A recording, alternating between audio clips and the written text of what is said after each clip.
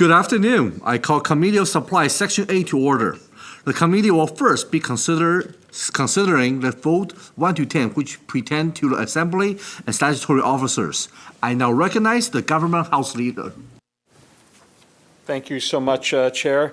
I move vote number 1, resolve that a sum exceeding $100,341,000 be granted His Majesty to defray the expenses of the Legislative Assembly to 31st March 2024. Shall vote 1 pass?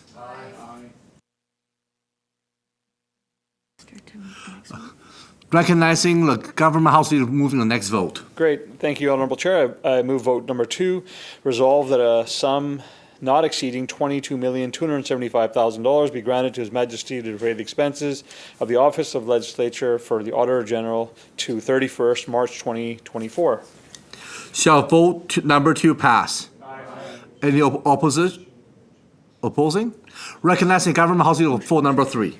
Thank you, Chair. I move vote number 3, resolve that a sum of $786,000 be granted to His Majesty to defray the expenses of the Office of Legislature for the Conflict of Interest Commissioner to 31st March 2024. Shall vote 3 pass? Motion carried. Thank you. Now recognizing Government House Leader for motion number 4. Getting tired, Chair. Up and down. Vote number 4, resolve that a sum not exceeding $35,967,000 be granted to His Majesty to defray the expenses of the Office of Legislature Elections BC to 31st March 2024. Shall vote 4 pass? Motion carried. Recognizing Government House Leader. Thank you, Chair. Move vote number 5, resolve that a sum not exceeding $7,505,000 be granted to His Majesty to defray the expenses of the Office of Legislature for the Human Rights Commissioner to 31st March 2024. Shall vote 5 pass? Thank you, members. Now recognizing Government House... motion carried, I apologize. Now recognizing Government House Leader. Thank you. I move vote number 6, resolve that a sum not exceeding $9,272,000 be granted to His Majesty to defray the expenses of the Office of Legislature Information and Privacy Commissioner to 31st March 2024. Shall vote 6 pass? Motion carried. Now recognizing Government House Leader. Thank you. I move vote number 7, resolve that a sum not exceeding $1,442,000 be granted to His Majesty to defray the expenses of the Office of Legislature for the Merit Commissioner to 31st March 2024. Shall vote 7 pass? Motion carried. Now recognizing Government House Leader.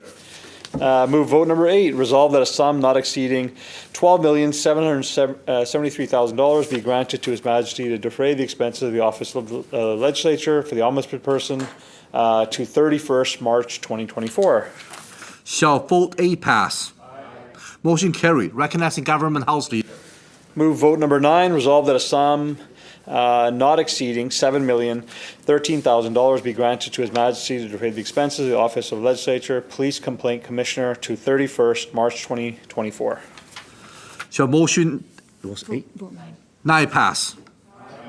Motion carried.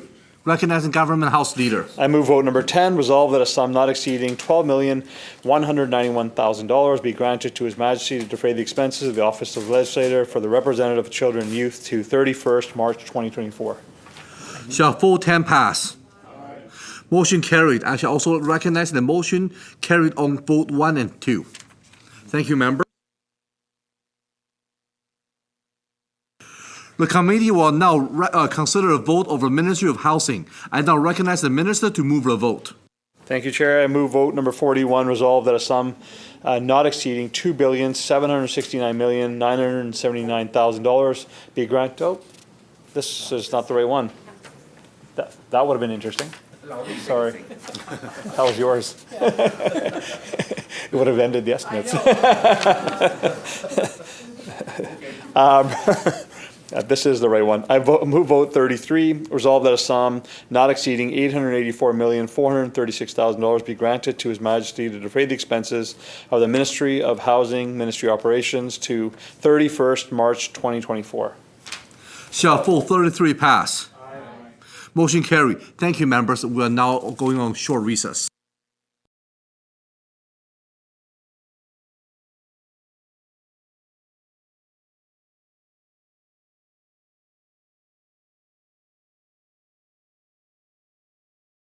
committee will now continue consideration of the estimates of the Ministry of Post-Secondary Education and Future Skills. I now recognize the minister to move the vote.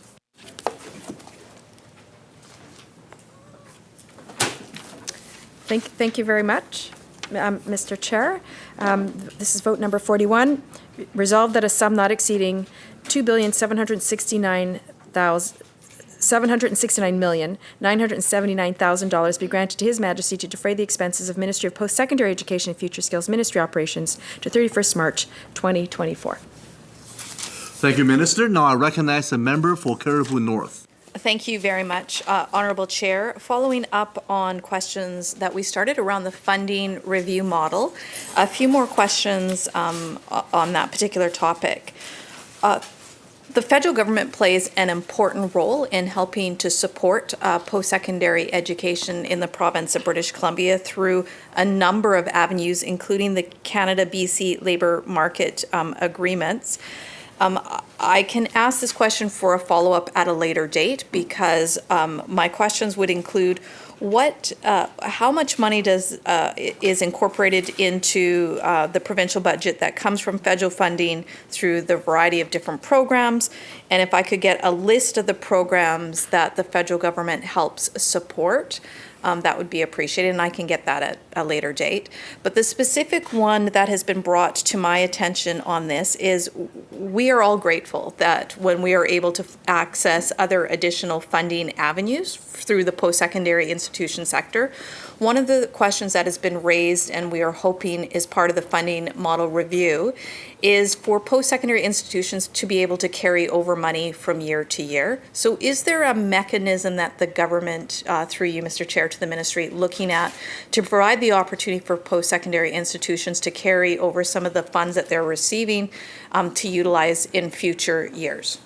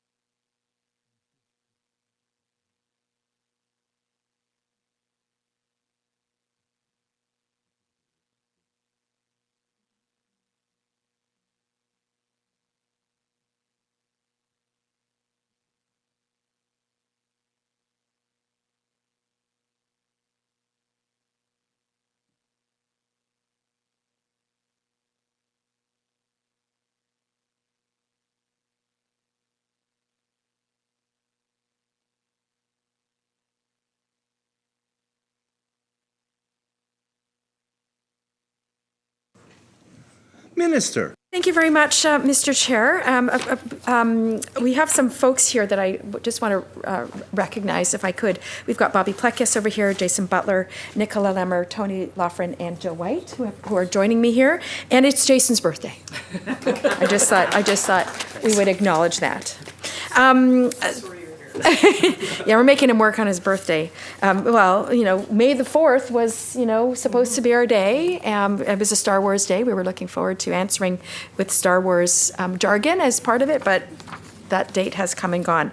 So the member asked about carrying over, and the member, I suspect, is aware that because post-secondaries are part of the GRE, that there's no ability to carry forward. The Auditor General doesn't acknowledge that that's part of how we do our reporting, and so funds need to be spent in the year in which they're allocated. Member. Thank you very much, Honourable Chair. Thank you to the Minister. We are hoping when we look at funding model reviews and looking at ways that we can support the post-secondary institutions, perhaps there's an opportunity, again, to have conversations to find opportunities to support post-secondary institutions with that. The post-secondary institution sector is struggling at a time when we need to be encouraging people at all stages of their lives to consider upskilling or accessing continuing education. There is certainly uncertainty in the sector. Delivering a robust, future-ready skills for tomorrow training plan will require recognition that colleges face higher incremental costs for some learner populations and for some programs compared to other parts of the sector. For our rural colleges, for example, remote geographic locations and a larger number of satellite campuses often results in even higher program delivery budgets. Targeted seat investments need public policy changes that provide stable, multi-year program and support dollars. One-time funding particularly disadvantages multi-barriered students and those not represented fully within the post-secondary sector. The lack of stable funding makes planning difficult, administratively burdensome, and resulting in increased faculty turnover and drives higher costs. Through you, Mr. Chair, to the Minister, we certainly appreciate the announcements around the Future Ready plan. Two parts of this question. Are we looking at stable multi-year funding on what has been announced through the Futures Ready plan? And the second part is other provinces have included additional funds for rural colleges. I think there's been 3 provinces that have included an additional top-up for colleges that exist in, for example, communities with increased snow removal, increased hydro. We've seen inflationary costs right across the board. So other provinces have adjusted budgets to that. Is the ministry looking at that?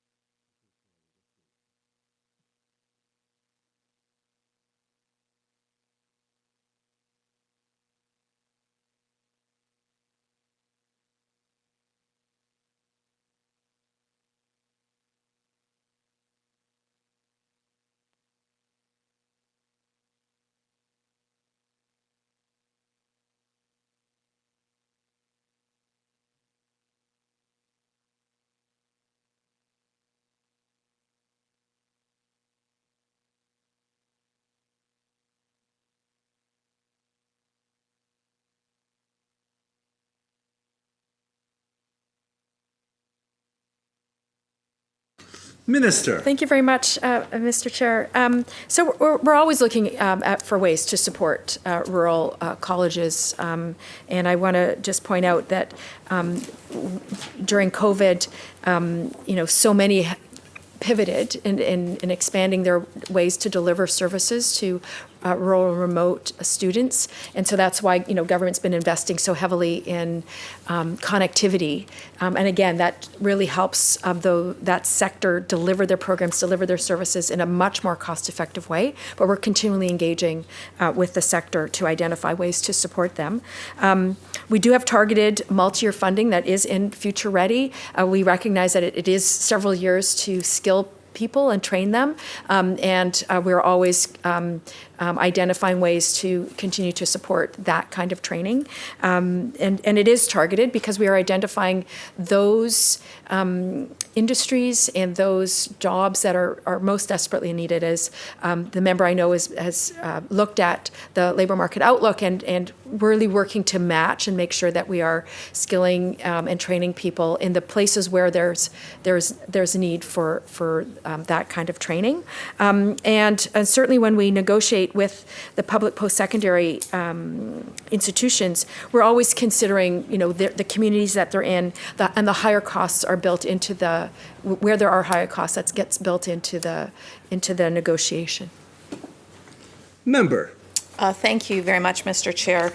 The challenge is that I think when we look at why there is the need to be looking at the funding model review, and I think that's what other provinces have identified, is that things have significantly changed. And so if you're looking at the block funding portion of the operating grants that go to the post-secondary institutions, there are challenges that certainly are being faced that I've heard across the board. And often that means we are seeing programming get canceled in our communities that's critically important, or get amalgamated. And I think it's just something we all need to stay alive to. Yesterday, we canvassed the fact that we've seen lower transition rates from K to 12 into post-secondary, something we need to be keenly alive to. Today, we'll look at a little bit on enrollment numbers, right? And how we, as a province, around the operating grants, look at the FTEs, and is that the right mechanism? Are we misaligned today with how we are funding that block funding out to the post-secondary institutions? I think it's a valid question, because when we look at some of the analysis, we are seeing a decline in enrollment numbers as well. And it's critically important that we one of the things that I've heard through a lot of the student associations is that one of the fears we hear is that we're not getting as many people transition to a lot of the programs, especially in rural communities, because there's fear that those programs are going to be canceled because we don't have the enrollment numbers. So is that a decision point that sometimes students are making, that maybe I will not go into XYZ program because there's fear that if they don't have maximum enrollment, those programs get canceled, or sometimes it takes multiple years to fill up those enrollments. So I'm raising that as something I've heard as an issue that needs to be addressed as we look at the funding model review. So I know that's the funding model review is something I know that the minister's talked about coming out shortly. I just want to be alive to that. The other critical part to that is around the international education framework. We were under the impression that that framework was going to be announced in January. It then got moved to be aligned with the budget. And so through you, Mr. Chair, to the minister, we still have not seen the international education framework be tabled. And I think it's critically important. So a couple of things. What percentage of the budget does international students make up? How does government track the tuition increases across PSIs? And can we provide an update? Well, I'll leave it at that, and then I'll do a follow-up.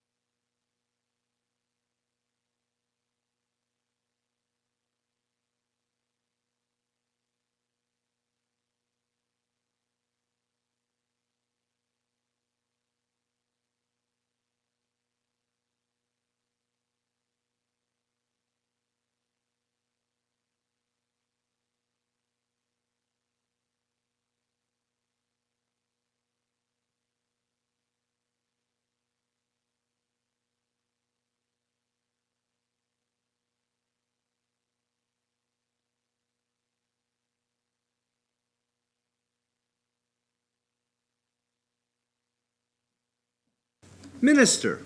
Much, Mr. Chair. So I have some numbers for the members, so if she wants to get her pencil out. So in 2021, which is the most recent analysis that we have, there were 184,350 international students here in British Columbia. I think it's important for the member and for the record that this includes both public, private K-12, and public-private post-secondary as well. So that's all total. Of that, 82%, or about 151,000, were at the post-secondary level. 56% of that was at public institutions, 26% at private degree granting or theological institutions, and 18% at private training institutions.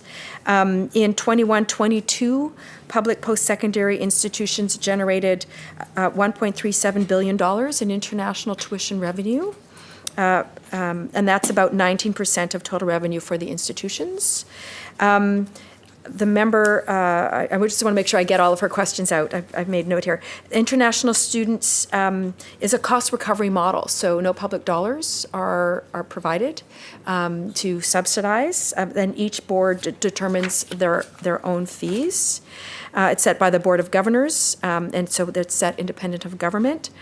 On average, just as a ballpark, international students pay about 4 times more tuition than domestic students at public institutions because they are required to pay for the full cost of their education.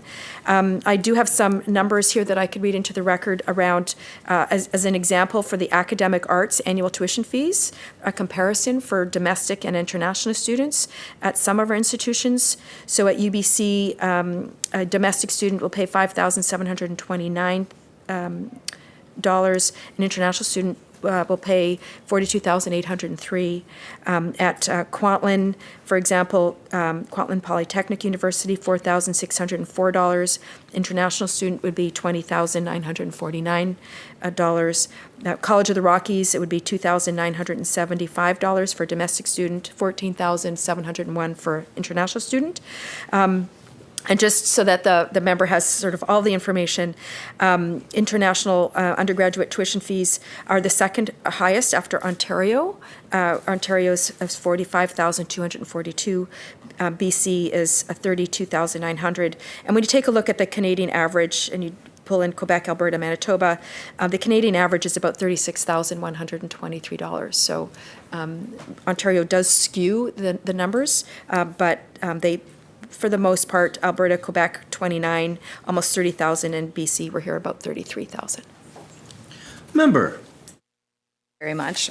Through you, Mr. Chair, to the Minister, thank you. I think we know from our labor market outlook, it's critically important that we attract people into British Columbia, into our workforce, and international students is a critically important part of ensuring that we'll have a successful future in filling job openings. Is there any work being done to position the province's post-secondary education offerings and the provincial nominee program to support the transition of international students from post-secondary education to immigrants in a way that more effectively meets BC's regional labor needs?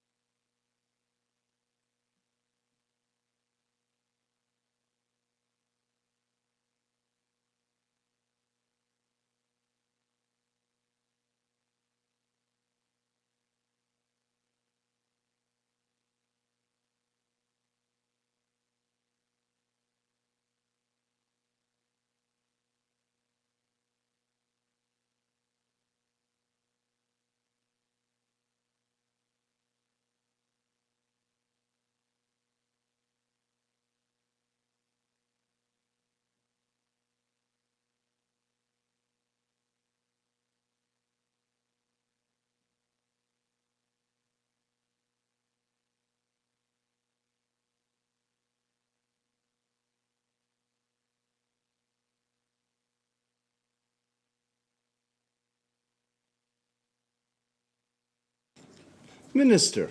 Thank you very much, Mr. Chair. So there's a couple of ways that the PNP works here. So the BC Provincial Nominee Program, known as the PNP, allows us as a province to select and nominate foreign workers, international students, and entrepreneurs for permanent residency to help us meet our labor needs. And support our priorities and help the economy grow. It helps attract skilled international workers to the province, as the member noted, and it really supports the employers, thousands of employers each year in addressing labor shortages. So we did urge the federal government to increase the number of people the PNP can nominate each year, so that the program can do even more to support our need for skilled workers. And we're pleased to see that the program will be expanded from nominating 7,000 people in 2022 to 8,000 in 2023, 9,000 in 2024, and 10,000 in 2025. So that's one program. There is, however, a second program, and that's if an international student completes a degree at a public or private institution, or if they complete a diploma at a public institution, they are eligible for a postgraduate work permit up to 3 years, and their work experience here in Canada will count as their points for for applying for PR here in British Columbia. And so it works in two different ways, and there's two different opportunities for international students. Member. Thank you very much. Through you, Mr. Chair, to the Minister.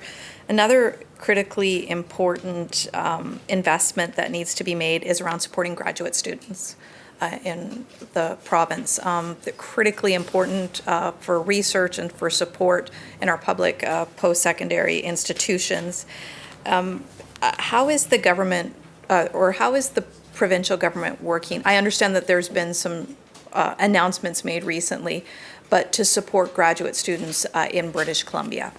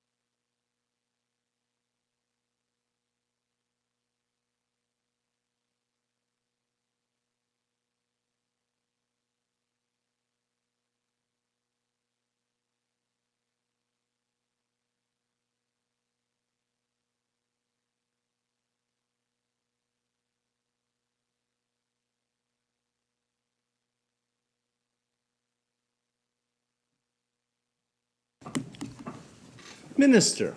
Thank you very much, Mr. Chair. So the Stronger BC Future Ready Action Plan includes a preliminary approval of $15 million over 3 years to support graduate scholarships and internships. Over the last 5 years, since 2018, my ministry has provided $19.5 million in funding for graduate scholarships. The $12 million for the BC graduate scholarships announced in 2018 represented the largest investment in the province's history in scholarships for graduate students, supporting 800 awards of $15,000 each through March 2021. An additional $3.75 million each year in 21 and 22 was provided, supporting a total of 500 scholarships through March 2024. To date, over 1,000 scholarships have been awarded from a wide range of degree programs. Eligible graduate degrees range from research-intensive to professional programs, with an emphasis but not exclusive focus on STEM disciplines. And through a long-term partnership with MyTax, between 2018 and 2022, my ministry provided over $25 million in funding to support internships for innovation. Last summer, in August of 2022, funding of $8.6 million was announced to support 1,720 internships, with an emphasis on projects supporting areas such as clean technology, life sciences, emergency management, and advanced timber. The MyTax model, I have to say, is one of partnership among orders of government, industry, and post-secondary institutions, and it's through that partnership that everyone wins. It is sort of the triple word score in Scrabble in terms of real-life opportunities for students to apply their knowledge. Industry gets real value and work that happens in industry, and of course the post-secondary institution is able to graduate a student who's been working hard. Students through MyTax, the students receive a stipend of $10,000 for their 4-month internship while gaining hands-on work experience and applying their knowledge and skills to real problems, and I think that's part of what makes that such a rich experience. Now, in March of this year, my ministry provided $50 million to MyTax to support 10,000 additional internships over 5 years for a total of over $75 million since 2018. And we just did that public announcement just last month. Now, the ministry does have a number of other supports for graduate students. There's certainly a range of student financial aid offered through Student Aid BC, including grants, bursaries, loans, targeted funding for graduate students. More than 4,000 BC graduate students accessed over $50 million in combined federal and provincial student financial assistance through Student Aid BC in fiscal 21-22, including over $1.5 million in non-repayable BC provincial grants and over $15.2 million in interest-free BC student loan funding. We've also announced that we've doubled the loan amount that is available for students. And I want to just pay particular attention because of my own personal experience as a grad student who had babies at the same time. That allows for those who have families, it will make a difference for grad students. And I do want to mention as well student housing that we are building, where we've already delivered. Some are being built and some are open, but it's 7,700 units of housing, and in this budget, another 4,000 units over the next number of years to do even more housing, with an acknowledgement that some of that student housing needs to be for families because graduate students, they tend to be older, and quite often they come with children and a partner, and so traditional housing that we think about doesn't work for families, and so we're paying attention to their needs as well. Member. Thank you very much, Mr. Chair, through you to the Minister, and won't have time to canvass this today, but I do really appreciate the comments of the Minister, because when we talk about the, education system, we want to talk about a culture of lifelong learning, and that, I talked earlier yesterday, I canvassed, the transition piece, but we need to create a culture of lifelong learning in the province, and that was an important one. During the spring 2023 advocacy days, the AMS recommended to create a third category under the BC Loan Forgiveness Program for those working in healthcare and social assistance. This will help mitigate the healthcare shortage by incentivizing more post-secondary and graduate students to pursue these career paths, thereby addressing the anticipated labor gap. Is this something that is in the budget this year?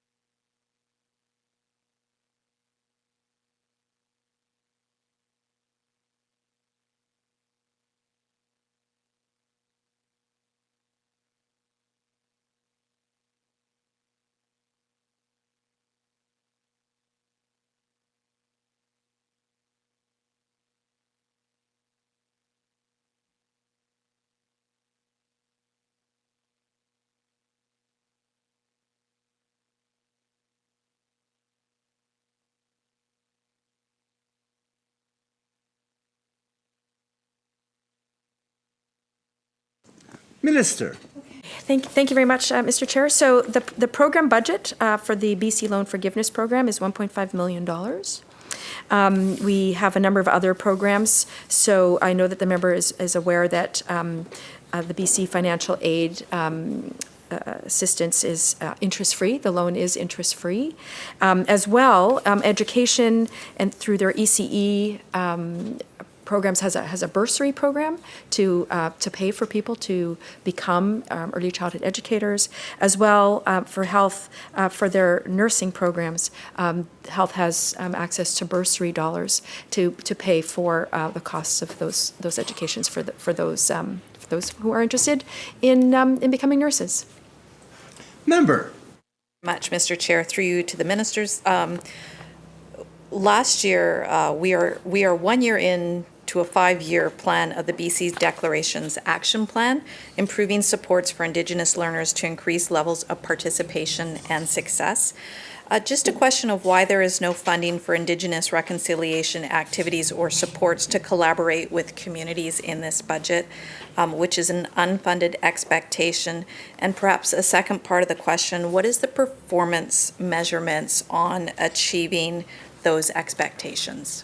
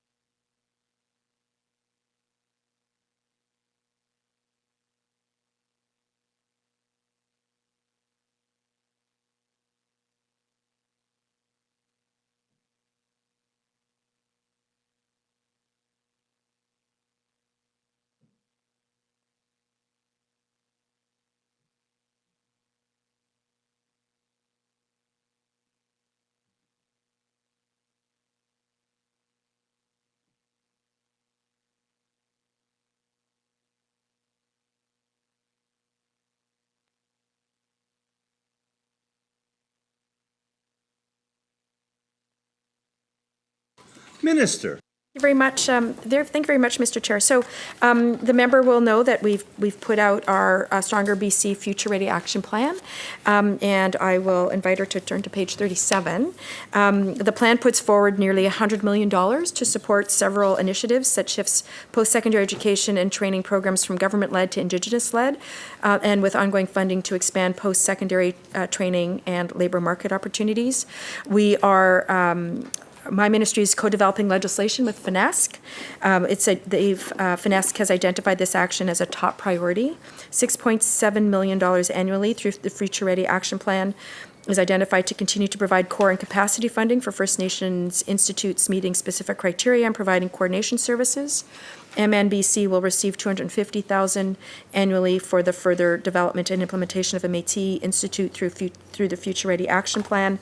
And I can read into the record the list of actions that we've identified to support Indigenous people. That includes review of racism in post-secondary education, support for the Native Education College, train, recruit, and retain more Indigenous teachers, provide ongoing core and capacity funding for First Nations mandated post-secondary institutes that I just mentioned earlier, expand First Nations skills training and education programming, expand support for First Nations language revitalization, expand Métis skills training and education programming, support establishment of a Métis post-secondary and training institute, as well as Métis language revitalization. We've identified $92.1 million dedicated for that. And finally, the expanded guardianship and stewardship training initiative, $8.9 million is identified to support that program. Member. Thank you very much, Mr. Chair, and through you to the Minister, thank you. Important work that we all need to continue. Rural remote communities, in fact, many communities across this province has been significantly impacted by the forest downturn. In this budget, I was pleased to see that there was funding for forest worker support funds. I think of a community, for example, such as Houston. That's a significant impact when you see a downturn of the major industry in a community. You think of Chetwynd. I know these communities extraordinarily well, and I know the incredible need and power to make sure that the training happens in those communities. It's critically important. It's hard for a forestry worker who has just lost their job to have to travel to the Lower Mainland for this training, because often what will happen is their spouse or partner will find themselves leaving as well, and then we lose nurses and social workers and very critical people in our communities. So through you, Mr. Chair, to the Minister, first, I guess, I'm going to ask specifically about Houston and Chetwynd. And of this forestry funding, how is this money going to be directed specifically to those two communities? Because I think they're going to be significantly, I know they are significantly impacted as small communities so dependent on the forest economy. Because I believe Houston's college has been closed, so how will that funding flow to communities that may not have a satellite campus? And B, just the commitment, if I can, through you, Mr. Chair, to the Minister, that training that is being announced for forest workers will actually happen in the communities where the impact is being felt by those workers.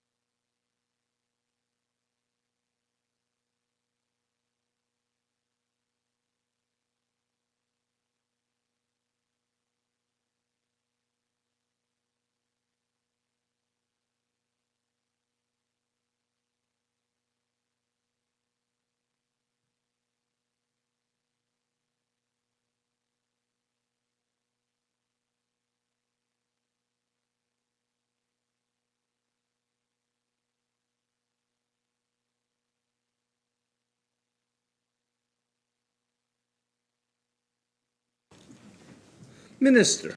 Thank you very much, Mr. Chair. So I think it's important to recognize that since in response to the November 2021, when government announced the Forest Worker and Community Support Program, that committed $185 million over 3 years to support the economic transition of forest workers and communities impacted by old growth deferrals. And the response has been one of a government collaborative response.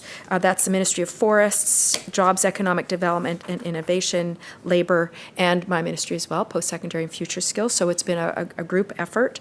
In 22-23, the Ministry of Post-Secondary Education and Future Skills provided targeted supports delivered through existing programs from workers, employers, and communities impacted by old growth deferrals.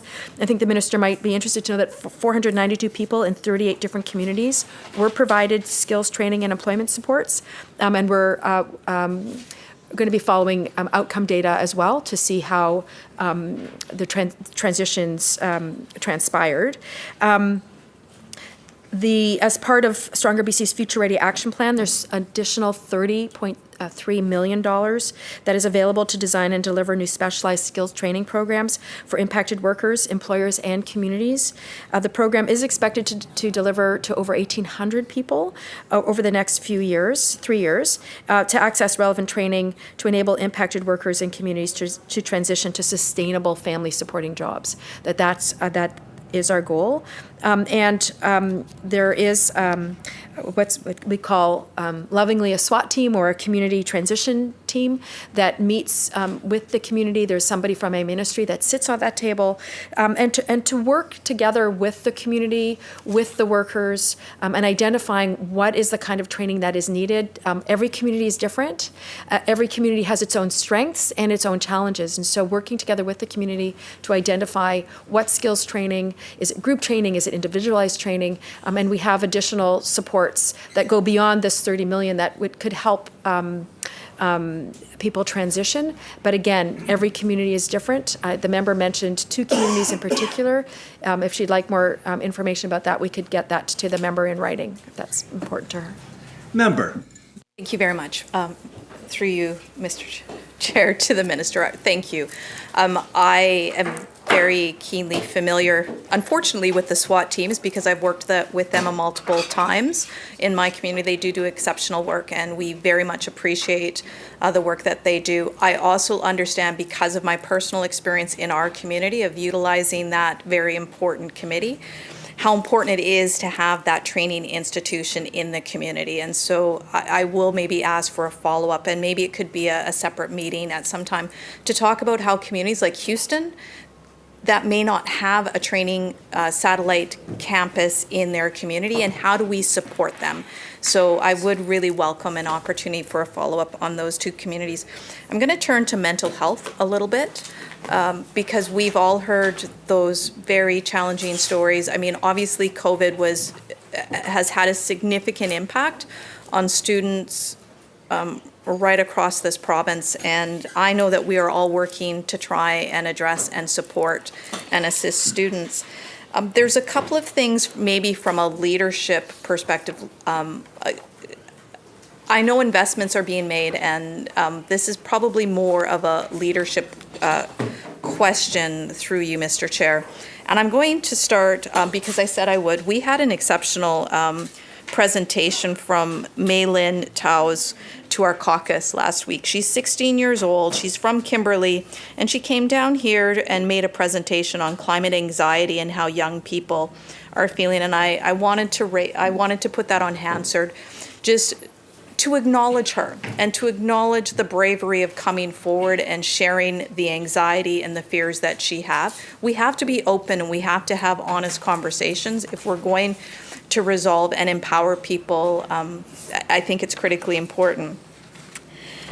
Students, I had also a really interesting conversation last week from Megan, who is who's on the Okanagan, the BC Federation of Students from the Okanagan College. And what we were talking about is the decision. I mean, we understand that decisions are being made by post-secondary institutions in the government. We understand that. But the question we have is around timing. And I'm going to identify 3 examples that have happened in the last couple of weeks that have created enormous anxiety and concern for students. And what we're asking, I guess I'm asking on behalf of the students that I've talked to, is for the government and the post-secondary institutions to take in consideration when decisions are being made. The fact that cutting the SFU football program, canceling or amalgamating the Okanagan College nursing program to the University of Okanagan, and canceling the fine art program at TRU during exam times has created significant challenges. And so what the Student Federation and the student associations are asking for is, can they have a seat at the table? Can they be part of these discussions, or at least be given the heads up when these announcements are happening, so that at least as the advocates for students, that they can help prepare the community for these very difficult decisions. Through you, Mr. Chair, to the minister, from a leadership perspective, can the students get a commitment that will look at that?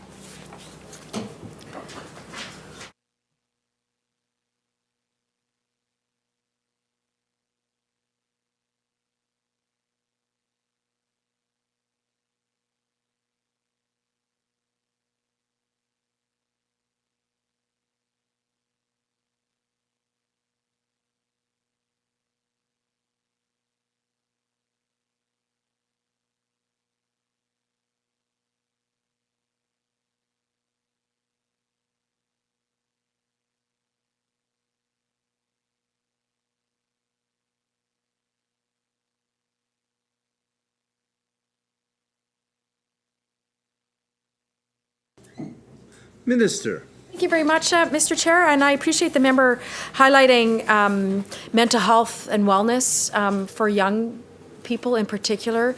Post-secondary is a time of transition, and it's a time of tremendous change for young people, those young people who take advantage of the opportunity for post-secondary education. We need to remember that not everybody who's in post-sec is young.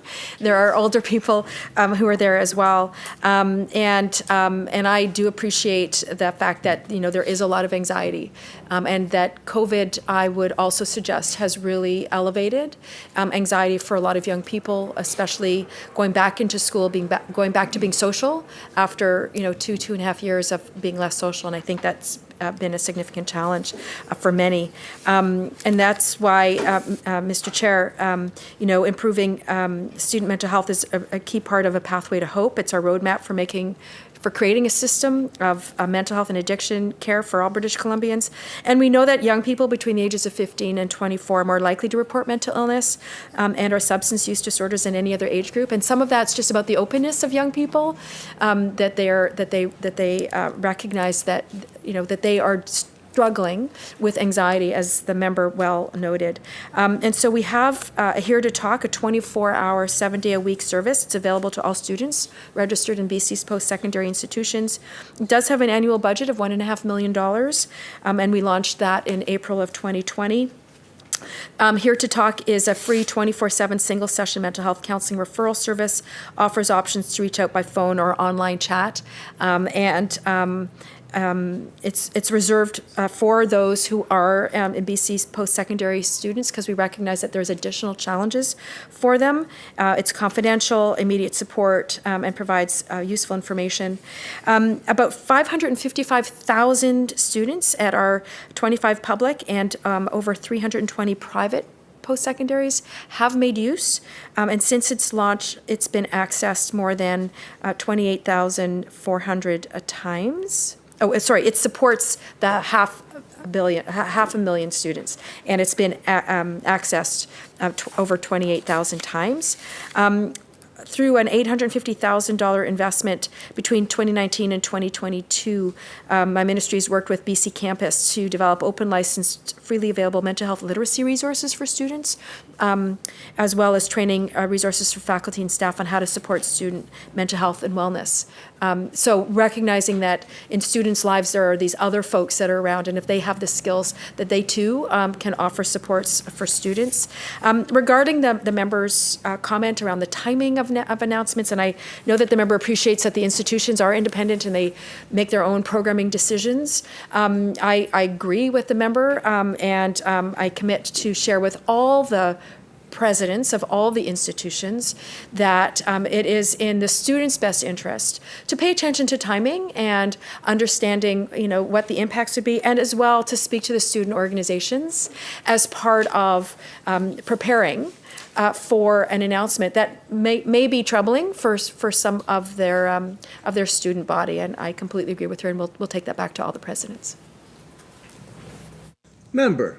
Thank you very much, Mr. Chair. I know I'm going to recognize that my time is slowly coming to an end, and then we'll move to skills training. So I may end up having to start just reading a few things into the record. But I do want to ask this question on behalf of the Alliance of BC Students, who've done an outstanding work, as have many of the student associations, just ensuring that, through you, Mr. Chair, to the minister, the ministry, that there is equitable resources to access supports for students who've been impacted by sexualized violence on campus.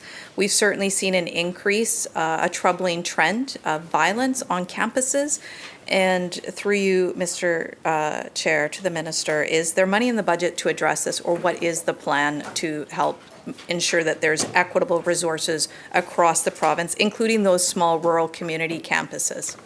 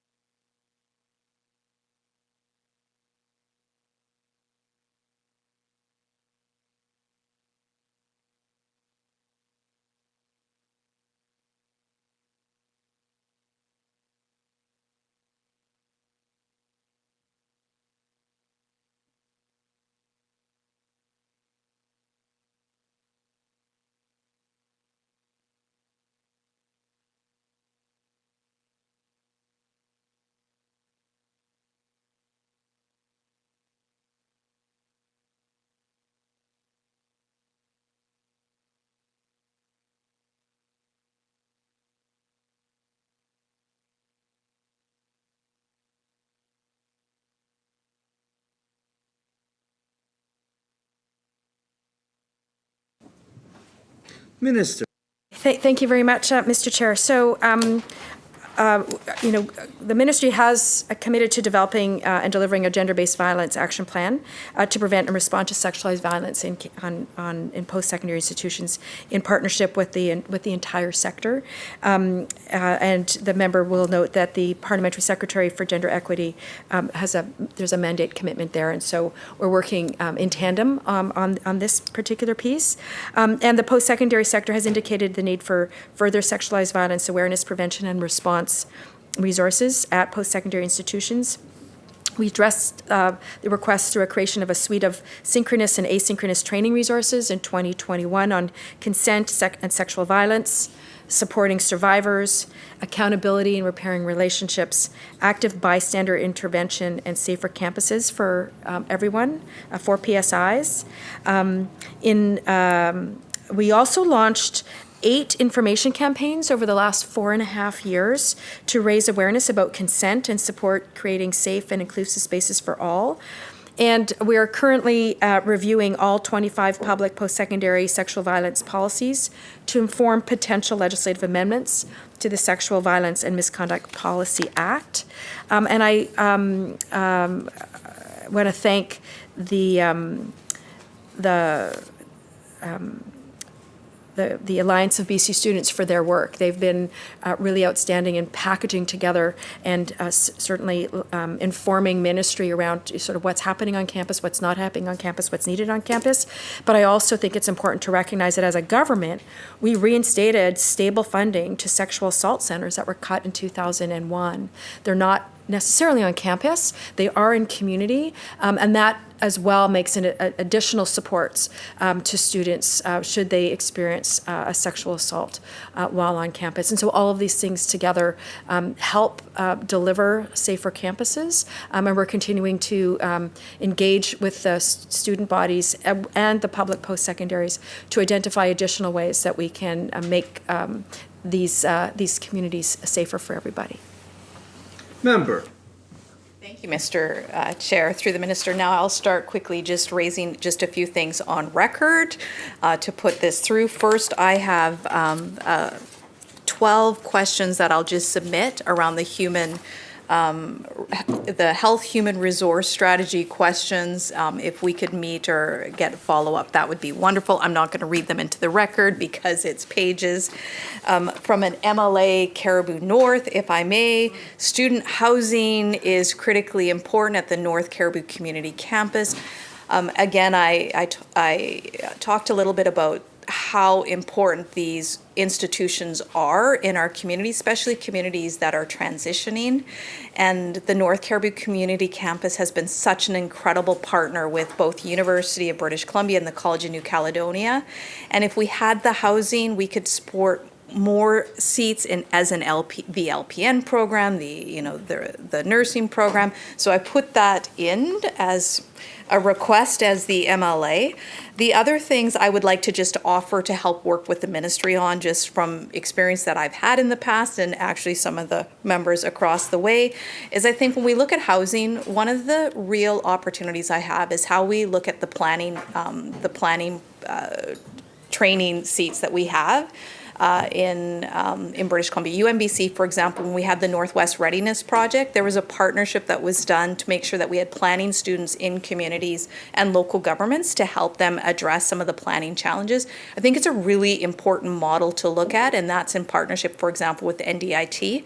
So if there's support or, I offer, it was a good model. If I can help support, move that along, please let me know. Of course, the vet school in Northern British Columbia, I think we are looking at immediate right now, and we appreciate the additional seats that have been covered.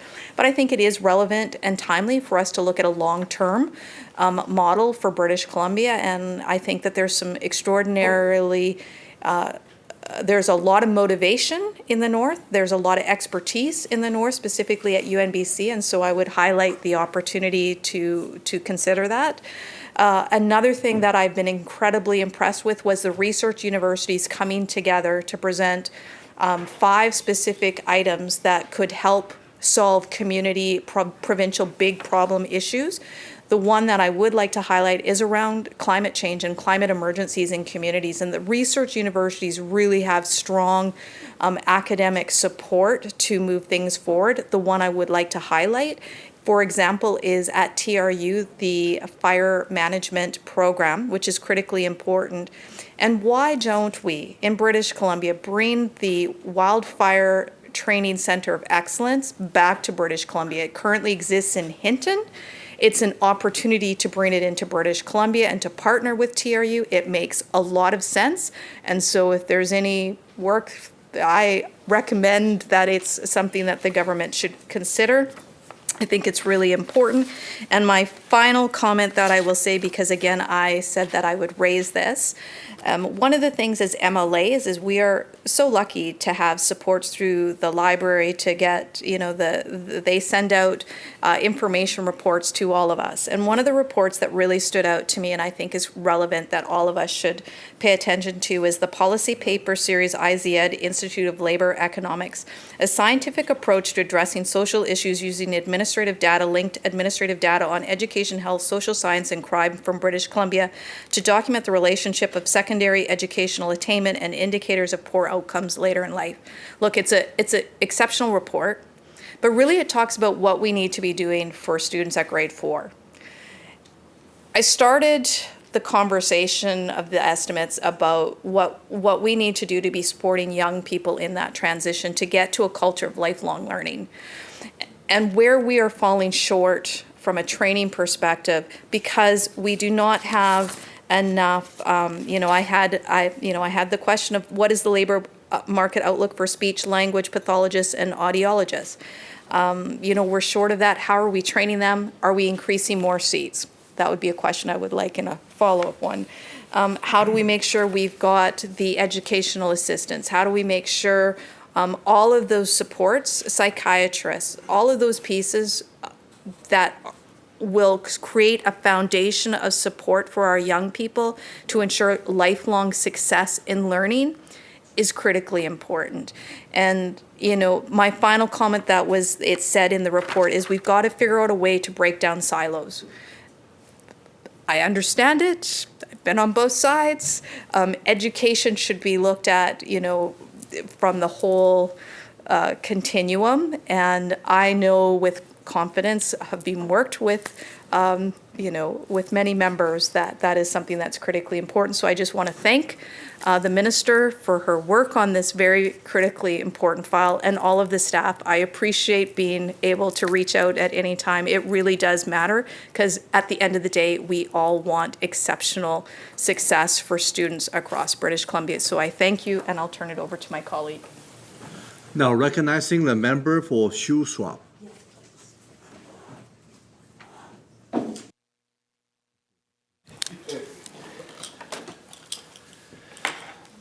Thank you, Honourable Chair. Certainly appreciate the opportunity and the time that's being provided from my colleague.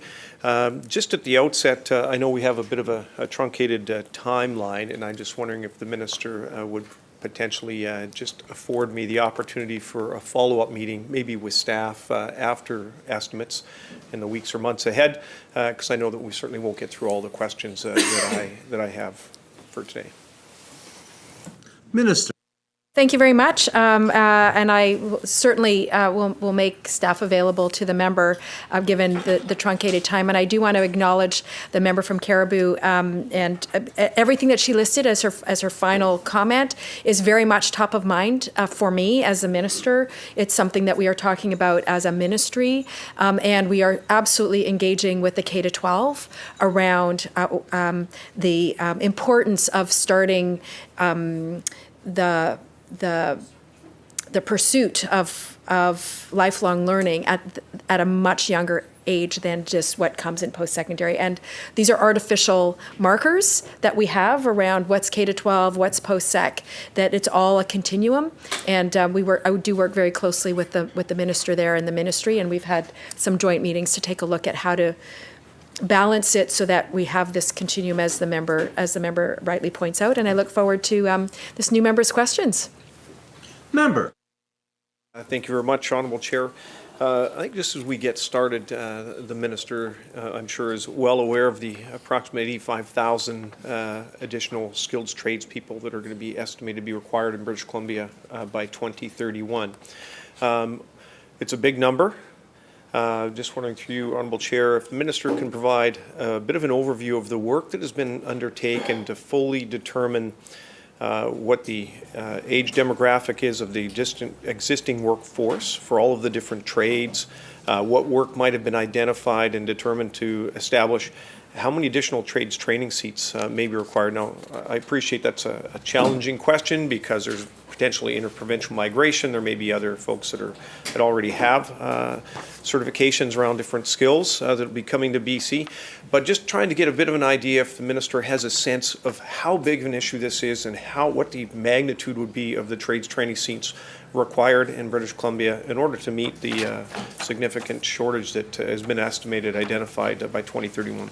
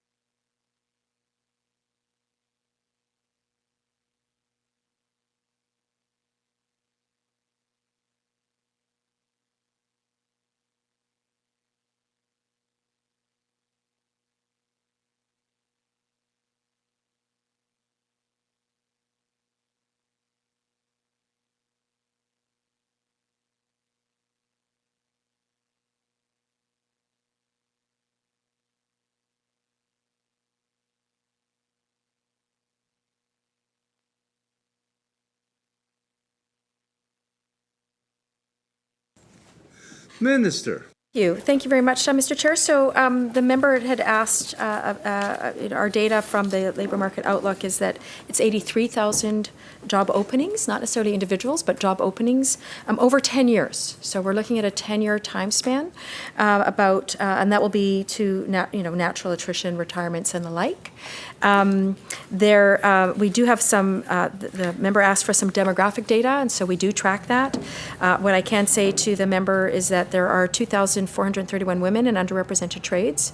And that refers to any trade where less than 25% of the workers are women.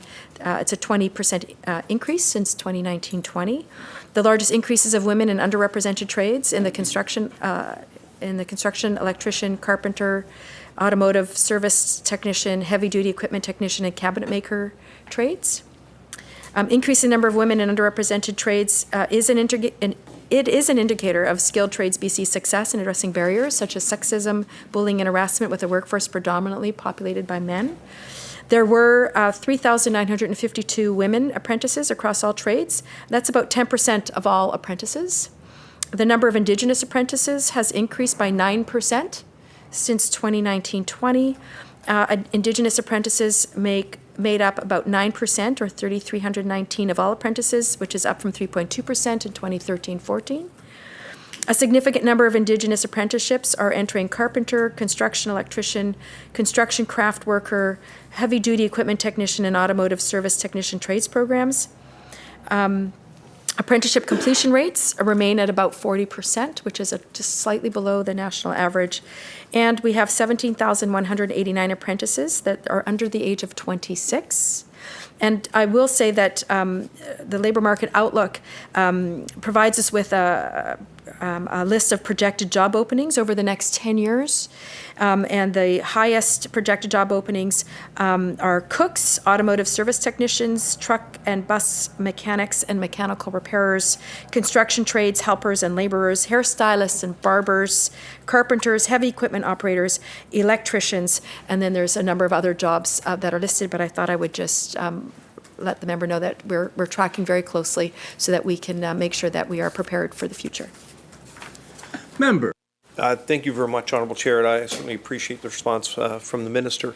What I'm trying to get a bit of a sense is does the Minister feel confident that the number of trades training seats that are currently provided across British Columbia and those that are forecast in the next 3-year fiscal plan, if that is sufficient to meet the needs, or is the potential demand requirements going to be in excess of what our current rates, training rates are in the province?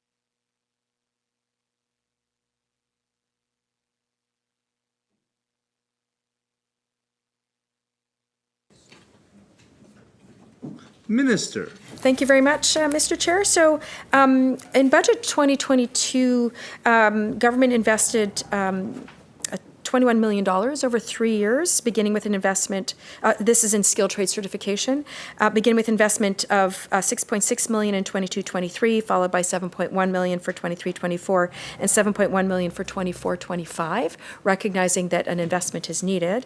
The member, I hope, has had a chance to look at the Future Ready Action Plan that we launched last week that provides additional resources, but also recognizing and that things do change. The economy changes, that there are opportunities that come with a changing economy. And so in constructing the Future Ready Action Plan, we recognize that there is, that this needs to be a living document. We have $480 million over 3 years that has been dedicated to this plan.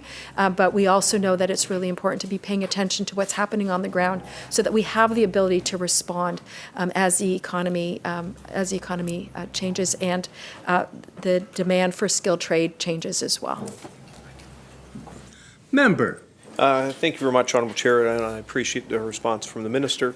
What I'm trying to get a sense, and maybe the Minister is confident that the current funding levels are sufficient. I do appreciate we had a pretty significant budget surplus last year, and there was a lot of money that went out the door, about $2.71 billion, I think, just during the end of March. So through your Honourable Chair to the Minister, does the Minister have confidence that the current rate of investment in skilled trades training is going to meet the current demand, especially taking into consideration some of the forecasts that have been provided through the labour market surveys? We know that we certainly have an aging demographic. And I certainly appreciate it's hard to predict and project how many people maybe come from other parts of Canada, but we've seen a significant increase in international immigration coming to British Columbia.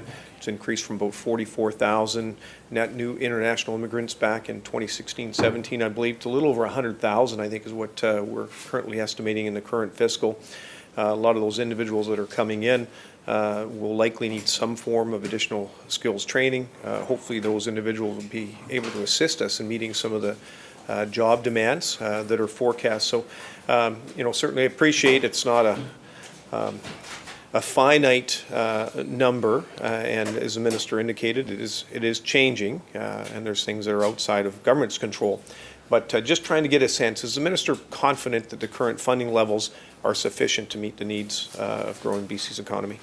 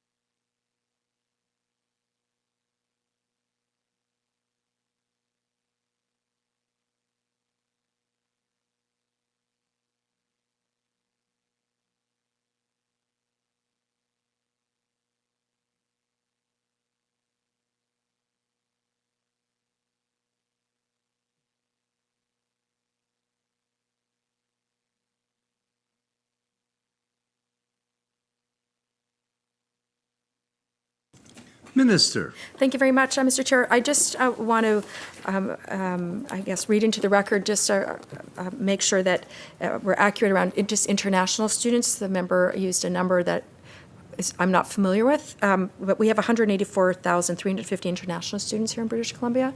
He used a different number, so. Okay. Oh, he was referring to immigration. Well, we've had 250,000 people come to our province over the last 2 years. And so they come with their own skill set. And so, which is the highest number in 60 years. We've never seen that kind of immigration into our province. And of course, they come with their skill set. And so they will fill some of those job openings. We know that that's the case. I expect that will certainly help to keep our economy going, for sure, but also that, recognizing that trades workers are a foundation for building the future of the province. And some of those people are coming, I am pretty sure they're coming with some level of skill and skilled trades, and that they will be participating. And some of them, I am sure, are apprentices and will or Red Seal and have certification and will contribute to those job openings. But I also want to point out that we're investing over $106 million annually through Skilled Trades BC. This is a $9 million increase in training and supporting our trades workers since 2017. Additionally, since 2018, we've invested over $100 million to upgrade existing trade centers and equipment.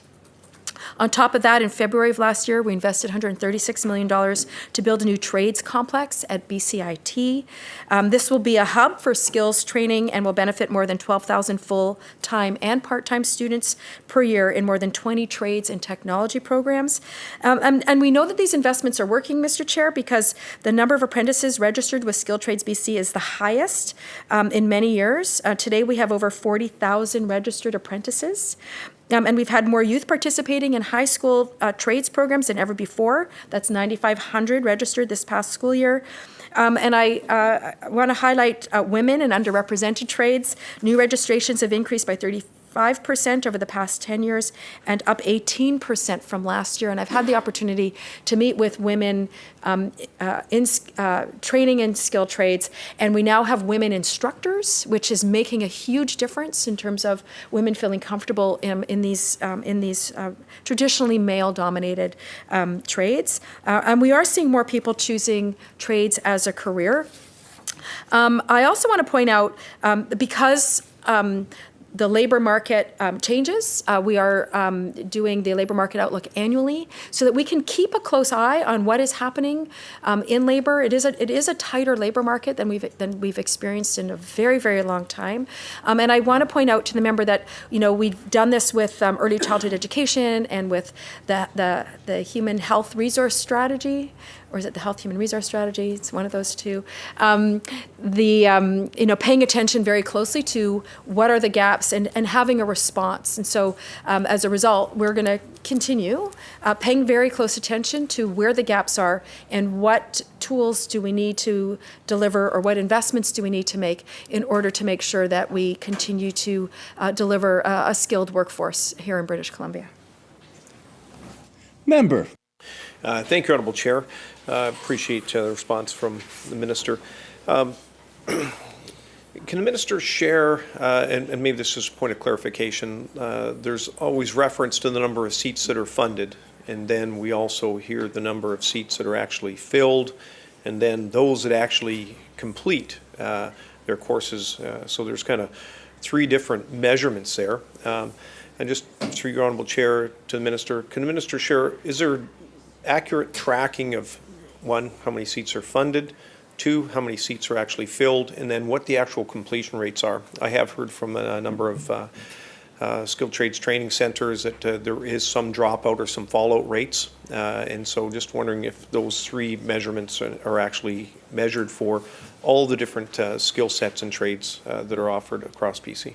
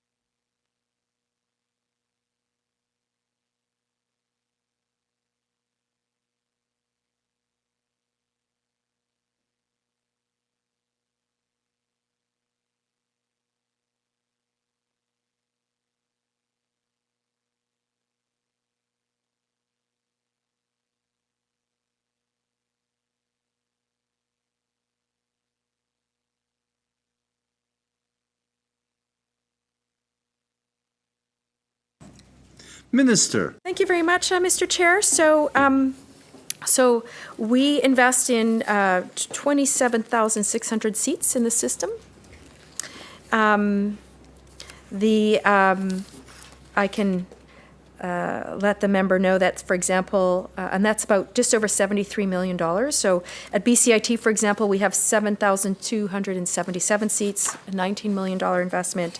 At Okanagan College, we have 2,226 seats and a little over $6 million invested. And Vancouver Island University has 1,555 seats and just over $5 million. So, and that's just to provide an example and a sense of scale for the member.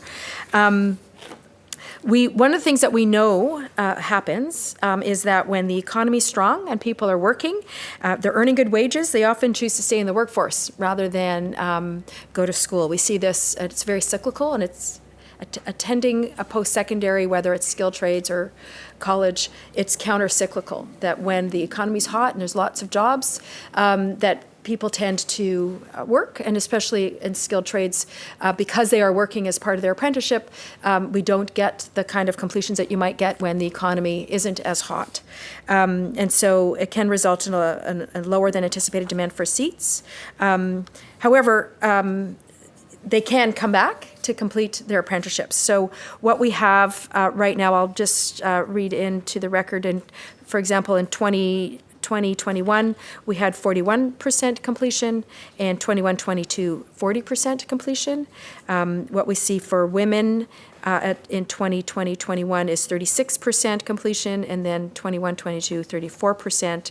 And then I have for Indigenous in 2020-21, 25% completion, and in 21-22, 23% completion.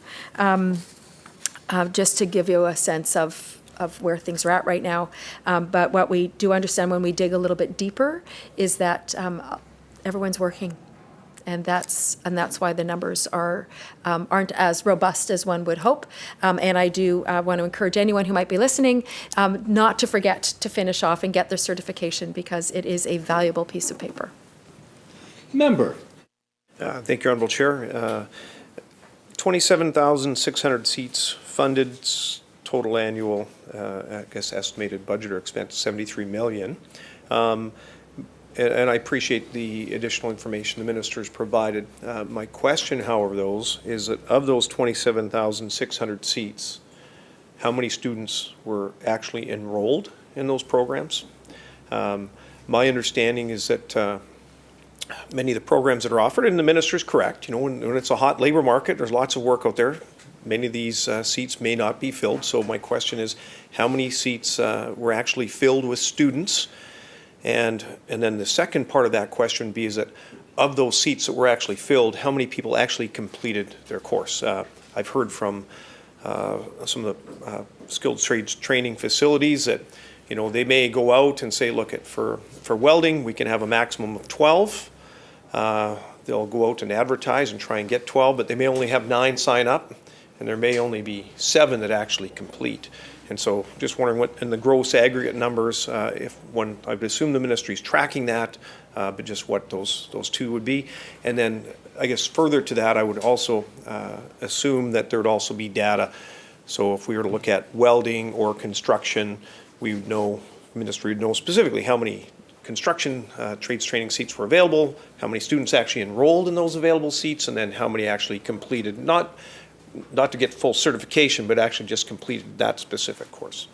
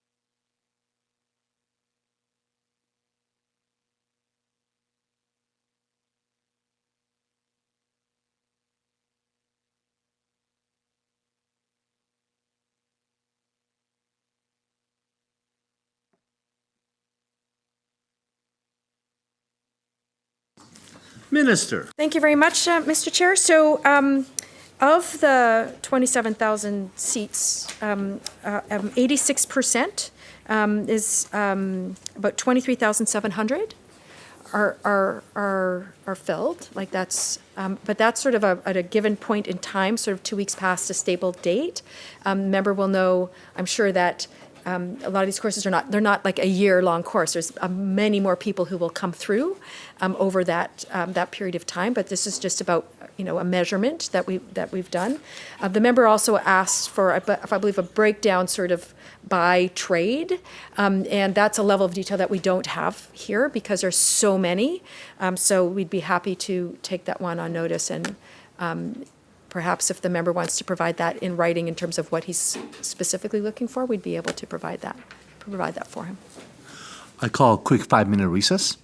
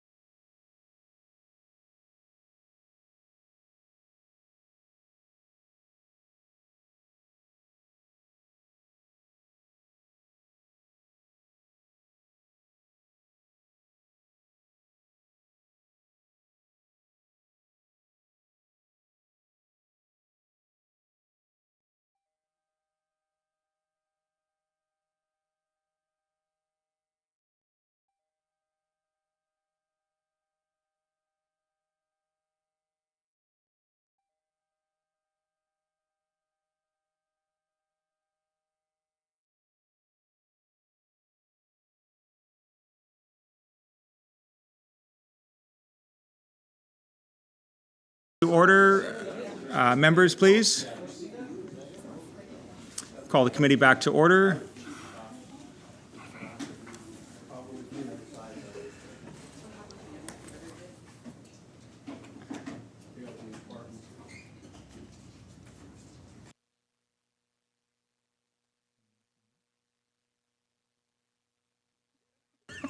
Recognizing the member for Shuswap.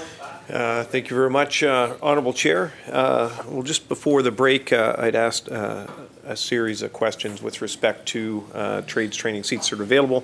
There was one component that I was hoping the Minister may be able to answer, and that was of the 27,600 seats, the Minister indicated that 86%, or about approximately 23,700, are actually filled, and then looking also for the completion rate. Now, not the certification, but of those that actually enter a 10-week trades training course, how many actually complete. When we were just breaking, the Minister indicated that I believe that she didn't have that information available, but she would, so I just wanted to confirm on record that she'd be willing to provide that. Minister. Yes. Member. Thank you very much. And with that, as we start talking about the impact of the economy and the number of trades training seats, government has embarked on some compulsory trades, the first batch of 10, which I believe are going to be coming into effect on December of this year. So with respect to those 10 additional trades that are actually going to be made compulsory as of December, just through your Honourable Chair, I just wonder if the Minister can share with this House specifically how many trades training seats are currently available in each of those 10 disciplines that will be impacted by the compulsory trades training, and what anticipated increase in funding may be provided over the next 3 fiscals in order to meet what we anticipate to be a significant increase in demand for those 10 compulsory trades.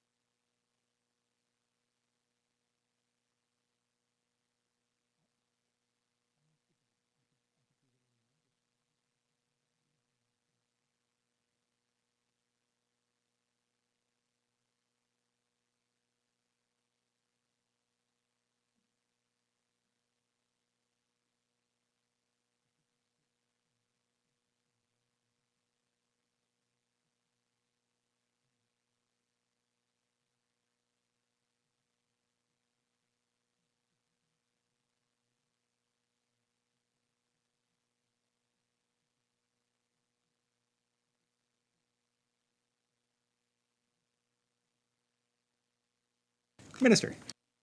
Mr. Chair, so there are 10 trades at skilled trade certification. 7 of the 10, however, will be coming into effect December of 23.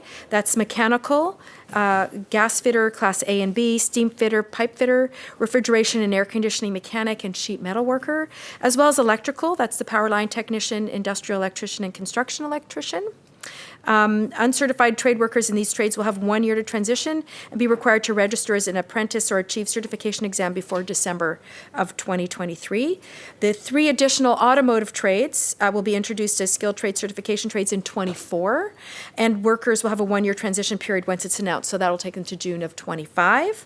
And that's for automotive, and that's automotive service technician, auto body and collision technician, and heavy duty equipment mechanic.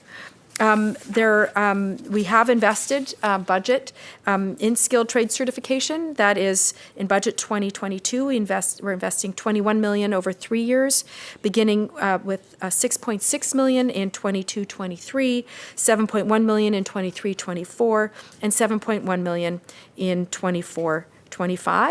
Now, the funding will be used to develop a new monitoring and compliance system to encourage industry adherence to skilled trade certification regulations. It will be used to expand programs and services to support uncertified workers to transition to the new requirements. And it will create additional in-class training seats, beginning with designated electrical and mechanical trades, to ensure that apprentices have the access to training. Skilled Trades BC will receive $19.5 million to increase supports and services to apprentices, challengers, and employers, fund additional training seats where needed, and establish a compliance and enforcement model. I think it's important to recognize that it will help support more than 7,000 uncertified workers from the 10 trades to become certified by registering as an apprentice or challenging the journey person exam. Member. Thank you, Honourable Chair, and I appreciate the information from the Minister. What I was looking for was what the actual number of trades training seats are available in each of those 10 trades, and if the Minister might be able to maybe provide what the actual number of trades seats that are currently available, say in this fiscal, and then what is the anticipated increase in the number of trades training seats for each of those 10 trades over the next 3 fiscals. I would assume, because I know when the legislation was originally brought forward, the previous minister had indicated there was considerable work undertaken to determine what the potential impact was, how many unskilled workers there were, and what the impact may be. So just wanted to get a bit of a sense on how many seats are currently available in all of those 10 trades, and then what's the anticipated increase in order to meet what we anticipate to be an increase in demand.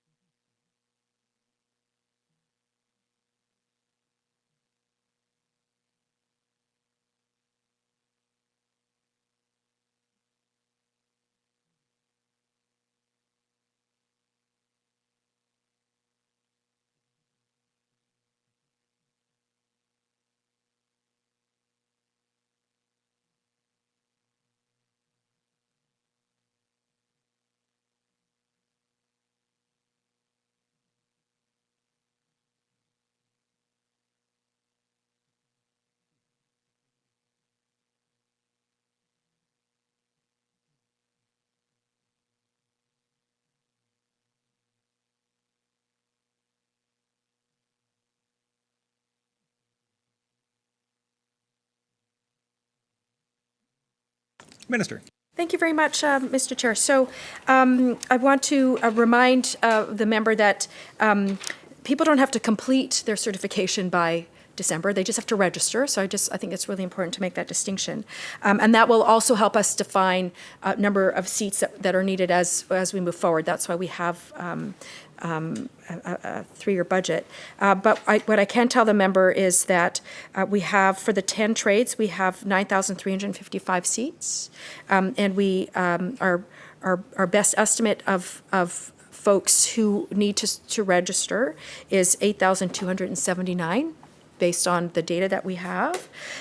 But not everyone will need a seat, because many will challenge, because there are many who have been doing this work for a very long time who will be able to challenge the exam. So not everyone will need a seat, and we need to train more people. So this is something that we are monitoring as we move through this process, and there's additional funds to help us address any challenges that we may have with making sure that we have the training opportunities for people who are registered. Member. Thank you, Honourable Chair.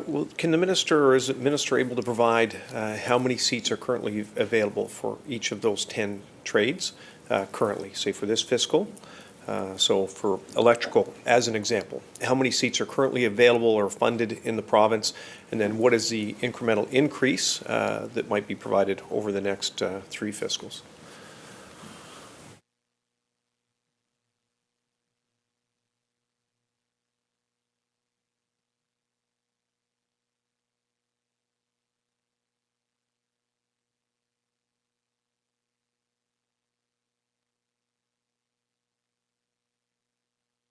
Minister.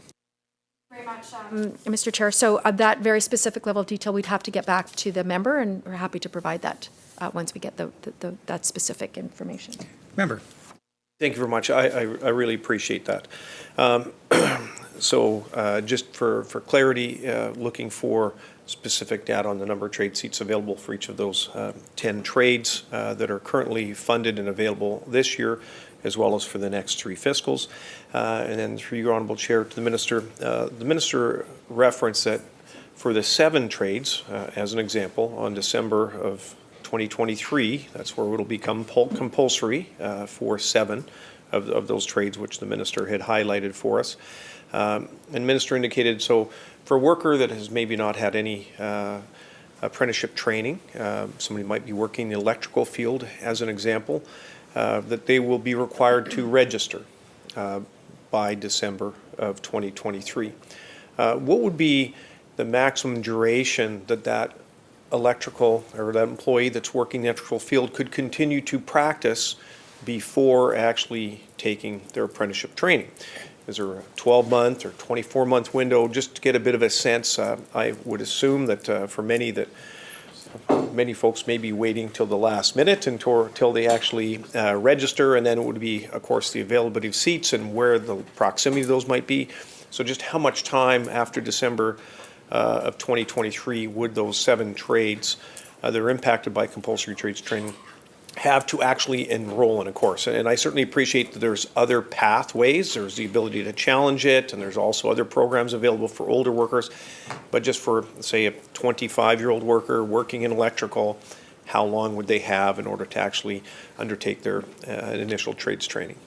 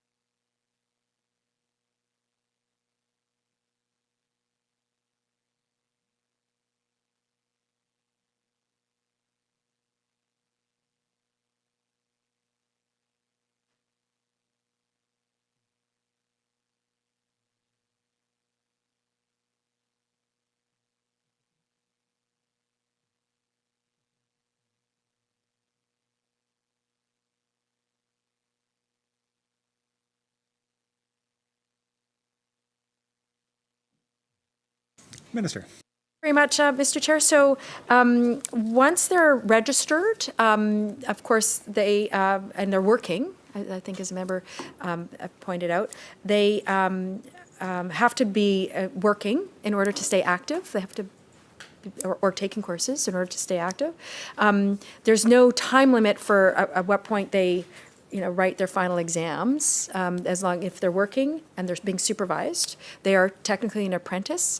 It is in their best interest, however, to complete their certification, get their red seal so that they can make more money as a full journey person and as a red seal technician. And at some point, someone might not want to supervise them. So it is, and so anyone who's listening, it is strongly encouraged that once registered, put in your hours, take the courses, and become a full red seal.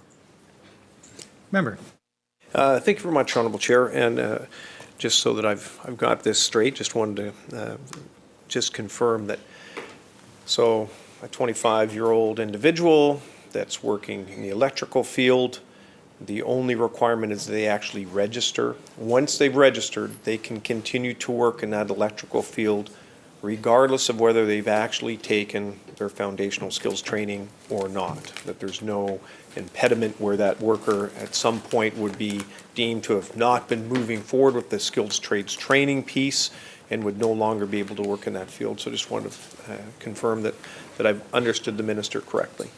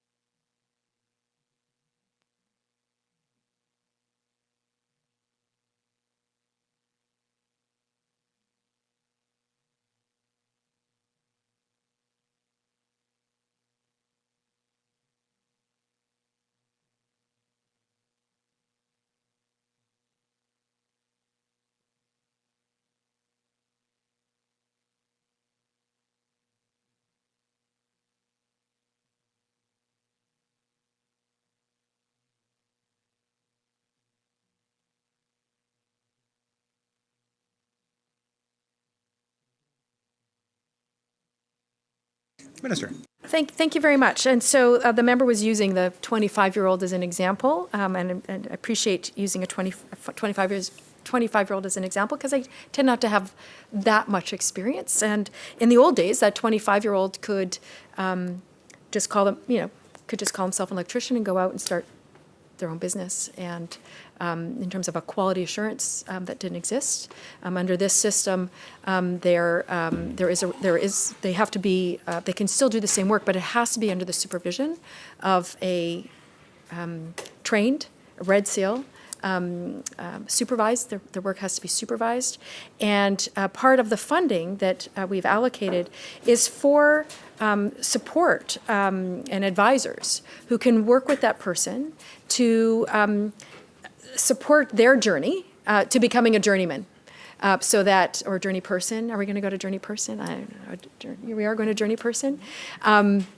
So that they can get the skills and that everyone will understand the level of training that they have and can feel confident in their skills.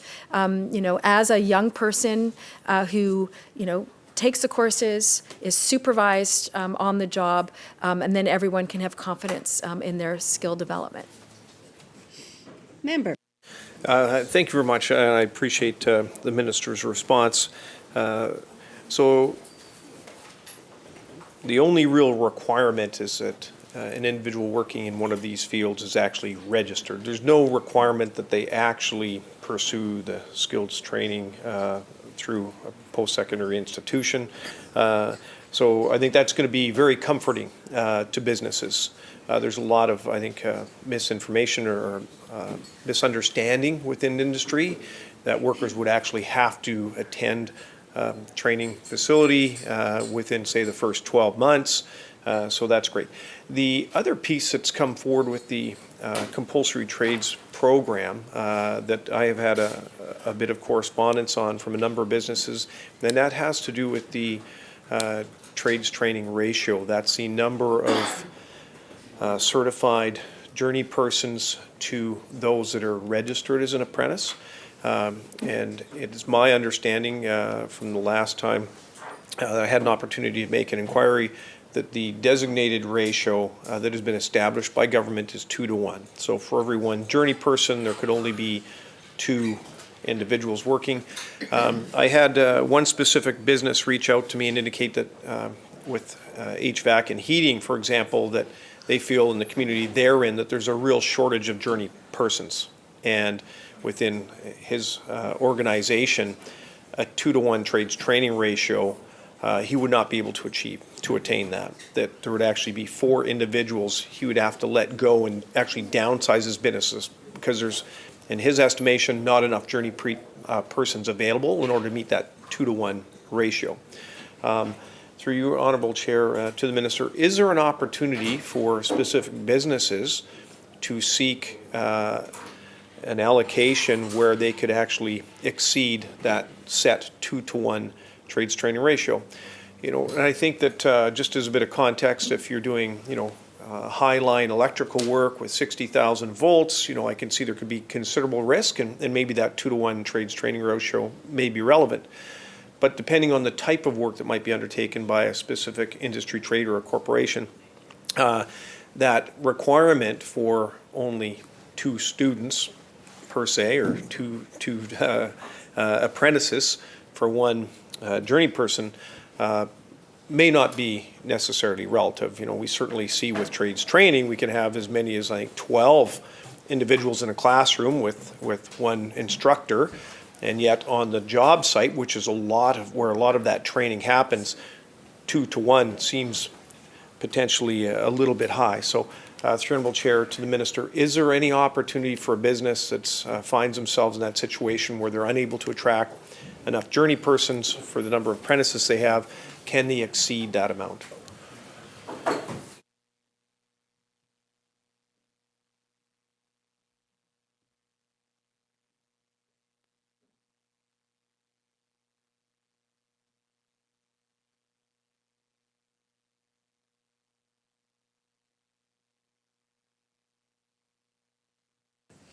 Minister. Thank you, Madam Chair. Welcome to the chair.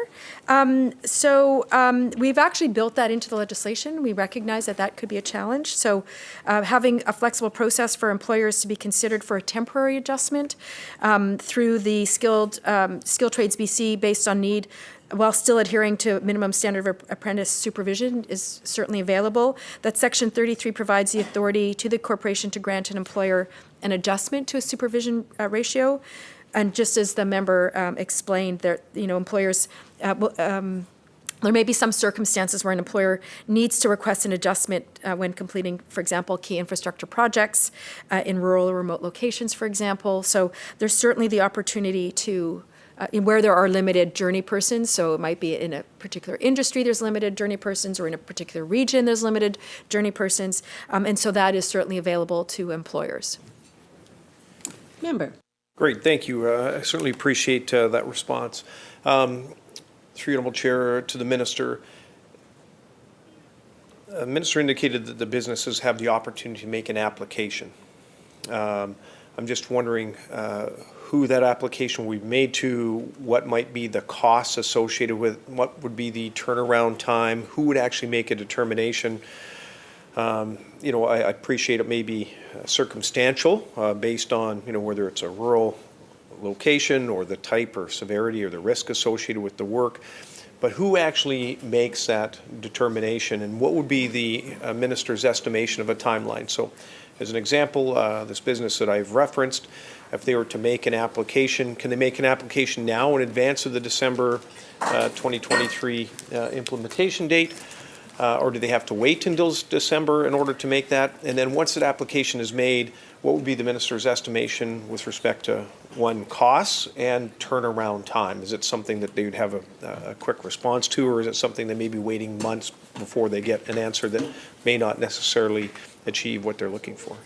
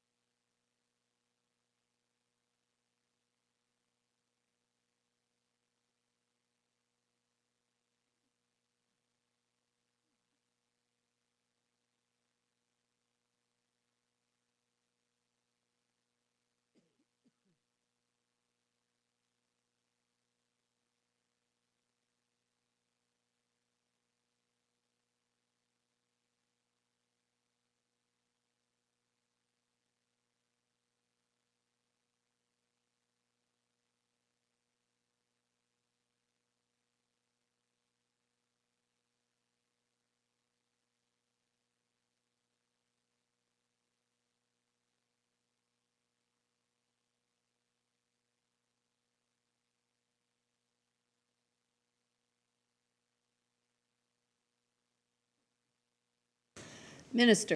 Very much, Madam Chair. So they would contact Skilled Trades BC as the regulator. That's first and foremost. There is no cost to seeking an exemption or a temporary exemption. We are hiring compliance officers right across the province, and so it would be the compliance officers that would be taking a look on a case-by-case basis. And the recommendation is to contact Skilled Trades BC now, if there's an anticipation of a shortage of journey persons, for example, that's our recommendation, is to reach out to them to let them know, so that they could, determine, how complex the situation is, and that would certainly be helpful. If there's any question about that, they're not making those decisions yet because it's not required yet, but they're gearing up for working together with employers to make those determinations and support employers in continuing to deliver service, but doing it in a way that provides people with the training that they need so that they can get certification. Member. Thank you, Honourable Chair. Is the Minister aware of any work being undertaken by Skills BC with respect to establishing the protocol? So the Minister has referenced that a business would make application to Skills BC. They then would have a compliance officer, I guess, would actually make a determination. I can foresee where there may be a disagreement between maybe a business's desire to increase a trades training ratio, something other than the 2-to-1, and a compliance officer may have an opinion on that. Through the Honourable Chair to the Minister, is it subjective and just solely left up to the compliance officer to make that determination? Has Skills BC had a look at identifying decision-making matrix as far as if there is a dispute with a compliance officer? Is there an appeal process? Just trying to get a little bit of a sense, because I can certainly see where even with staffing, different compliance officers may have different opinions, and what is being undertaken by Skills BC to provide some consistency across the province, and through your Honourable Chair to the Minister, if that is being worked on, or if there is something that's actually been completed, is that something the Minister would be willing to share?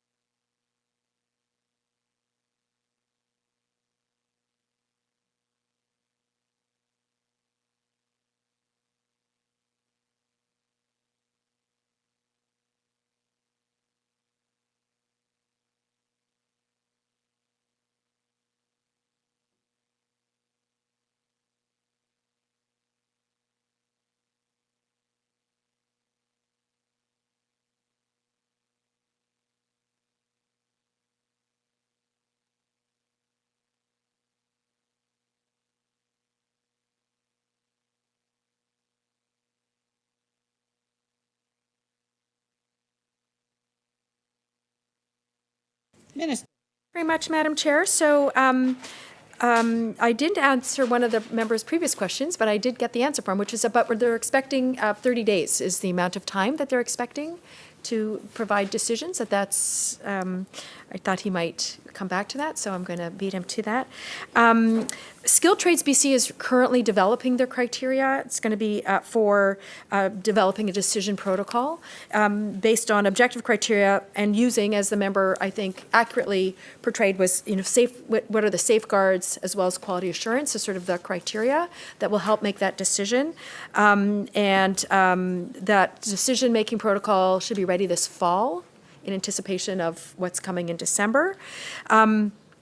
The other thing is, and I encourage any employer who might be listening, or if the member comes across employers who might have some queries about it, to reach out to Skilled Trades BC directly. They're eager to work together with employers to make sure that their needs are met, so that they're certainly available to do that. The other thing, I think I've answered all the members' questions. I'm sure if I didn't, he will get up on his feet and ask it again. Member. Great. Thank you very much. I do appreciate the response from the minister. I think that'll be definitely welcome news, I think, by many that are a bit concerned about the well, I guess just the uncertainties around those processes. I guess the other part of the question, through Honourable Chair, to the minister is this: that as that is developed, when that's available, I'm assuming that would be available publicly, or would that be an internal document of Skilled Trades BC? So I think it would be valuable if businesses would have access to fully identify and determine what that process is in advance. So part of the question would be, is that would that be made available to the general public? And then the other piece, through Honourable Chair, to the minister, is that there's also a bit of concern with respect to what level of work is deemed to be trade specific. You look at the housing industry as an example, electrical work, something that maybe seem as mundane as drilling holes in studs. Is that deemed to be electrical work only to be performed by somebody that's registered under the apprenticeship program? Or some of those more mundane tasks, could those be undertaken by what would be otherwise identified as laborers, or those that are not registered? And that's just an example, but I'm assuming that there's some work been undertaken by Skills BC to fully determine and develop what work is deemed to be part of the trade and what isn't, and what I think, again, if I may, that when the legislation was brought forward, certainly the direction was around safety and improving workers' skill sets, but there are some tasks that may not necessarily need to be done by a apprentice or a journeyman electrician, and just wanted to see if their ministry or Skills Trades BC has actually put thought to fully developing and determining what that is or may not be.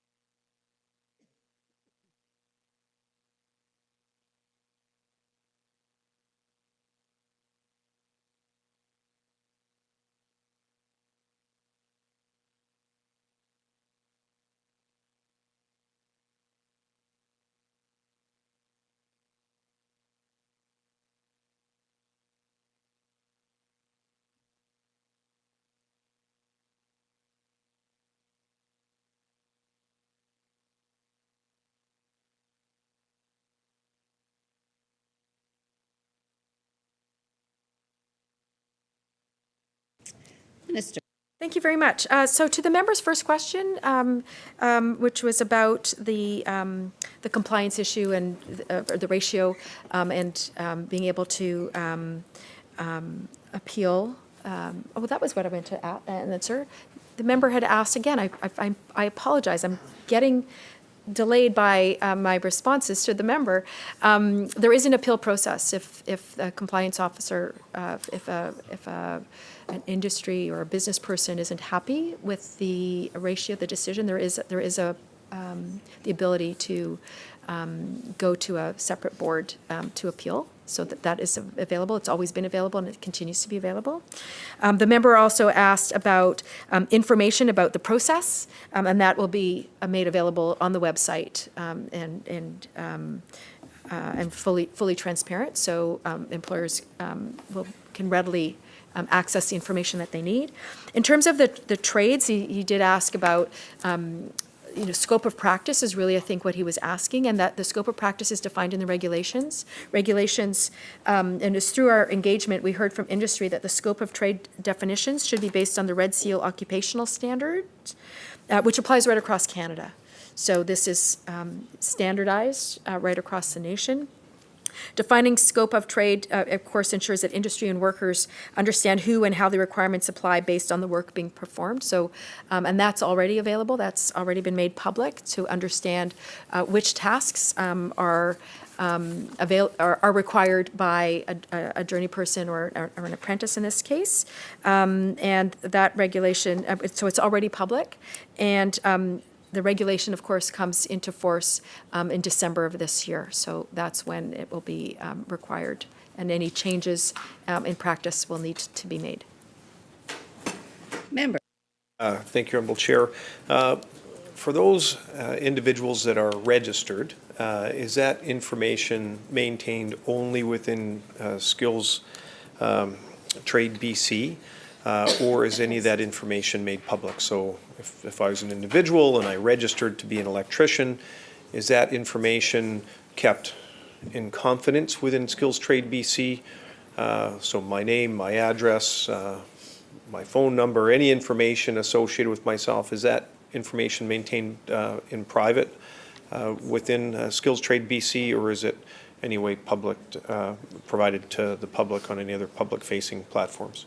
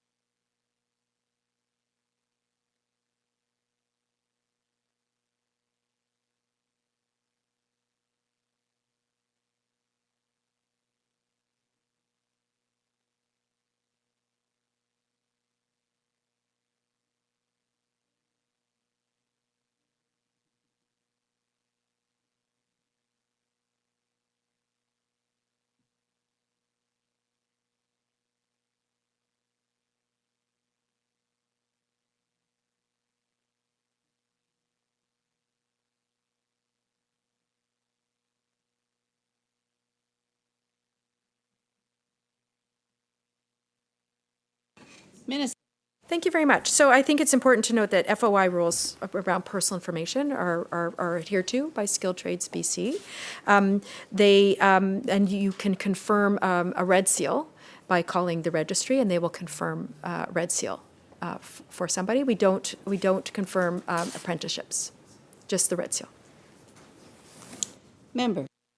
Thank you, Honourable Chair. I'm getting close to the end of my time, but maybe I'll have time for maybe one more after this. But can the Minister just share, provide a bit of context around the block funding? Like we've talked about the number of trades training seats, and I assume that there's a cost associated with each of those seats, but my understanding is it's provided more in a block funding.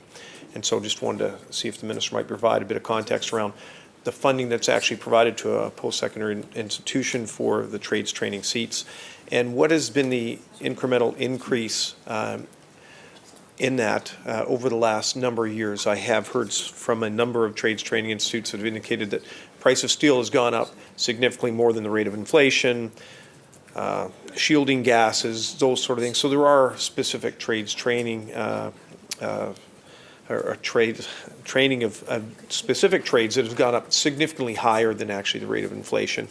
And so through Honourable Chair, if the Minister could provide a bit of context around what the increase has been per trades training seat over the last number of years, and what I guess thought process has been around in trying to take into consideration some of the trades training that may have significant higher cost escalations than others.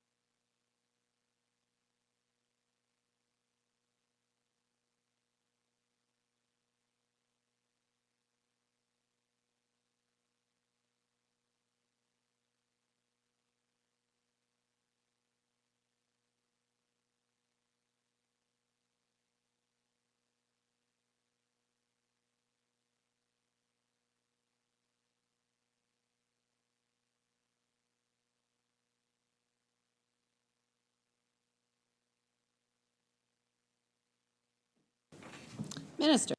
Thank you very much, Madam Chair. So first of all, I mean, we determined with post-secondary institutions, there's operating grants. A member referred to it as block funding. So the total base operating grants to the 25 public post-secondary institutions is $2.4 billion in 23-24. And on top of that, so institutions make decisions based on what's happening in their communities, what's needed in their communities. We recognize it's a very large province. Different regions have different needs, different training needs. And so on top of that,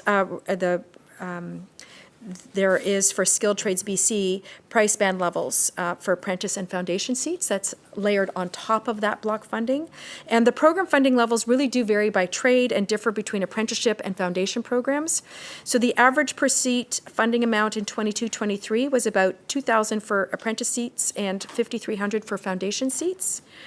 And Skilled Trades BC provides funding to public institutions, of course, based on intake. And an intake is funded based on a calculation consisting of the program's assigned price band per student, per day or week, the program duration, and the intake size, which is typically 16 seats.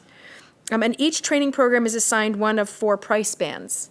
Apprenticeship band price bands range from $37.50 per day to $60 per day. And a foundation price band ranges from $170 a week to $270 a week. So just to provide the member with some examples. So for a carpenter, which is a price band 1, $37.50, it's multiplied per participant per day, the duration 6 weeks or 30 days, by intake 16 seats, $18,000 for an intake. For heavy-duty equipment mechanic, it's price band 2, which is $42.50. And again, you use the same calculation and you get $20,400 for one intake. And for a joiner, the highest band, band 4, again, $60. So using the same participant per day times duration, 30 days, times intake 16 seats, that's $28,000 for one intake. And that's an example. And that's, so I want to remind the member that, so that's on top of the block funding as an additional, recognizing that it's a very unique kind of skills training that has additional costs. Recognizing the House Leader of the third party. Thank you, Madam Chair, and it's nice to be the Minister and Budget Estimates here. I'd like to, I think, add or ask a question, recognizing the member was talking about apprenticeships. I've got a slightly different approach here that I'd like to ask about. People in trades, they go to school, get paid for their apprenticeships or get paid during their apprenticeships. However, when it comes to nursing, early childhood educators, teachers, very different approach is taken. Nurses pay more to complete their mandatory residency programs than they do for regular tuition. And despite the incredible need for nurses in BC and the essential nature of their work, their practicums are not considered work under the Employment Standards Act, and thus interns fall within the exception, this exception, are not required to be paid, despite their immense workload. After 4 years of education, many nurses have tens of thousands of dollars worth of debt, while tradespeople in a 4-year program spend 85% of their time on the job getting paid. This draws attention to the glaring differences how we treat generally male-dominated professions like the trades and female-dominated professions like the care industries. Will the Minister consider creating paid practicums for students entering the care economy, particularly in female-dominated industries like nursing and early childhood education?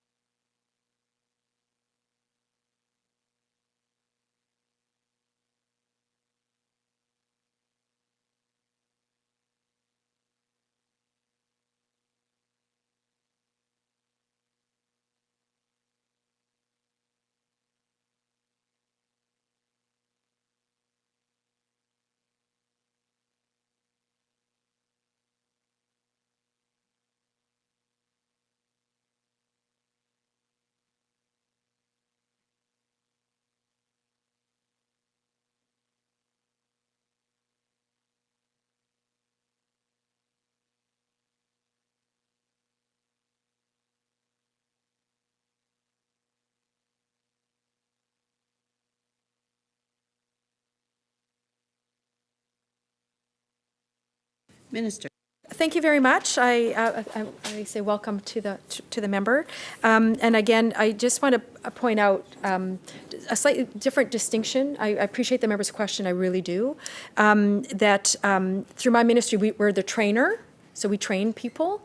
And like the apprentices that we were just talking about, it's the employers that pay, not my ministry, right? So the ministry doesn't pay while they're learning. I just want to make sure. But we do have, through the Health Human Resource, we have a program called the Employed Student Nurse Program, where nurses are being paid while they are training, so that does exist. We also have a work-integrated learning program for early childhood educators. We have 227 people who are training and learning at the same time, like they're working and learning at the same time, and we're continuing to look at that model that the member describes, recognizing that there are certainly opportunities. People are already working and looking to skill up, or extra skill is part of developing their ability to do even more, expand their scope of practice, earn more money. And so we're recognizing that and adapting accordingly. Member.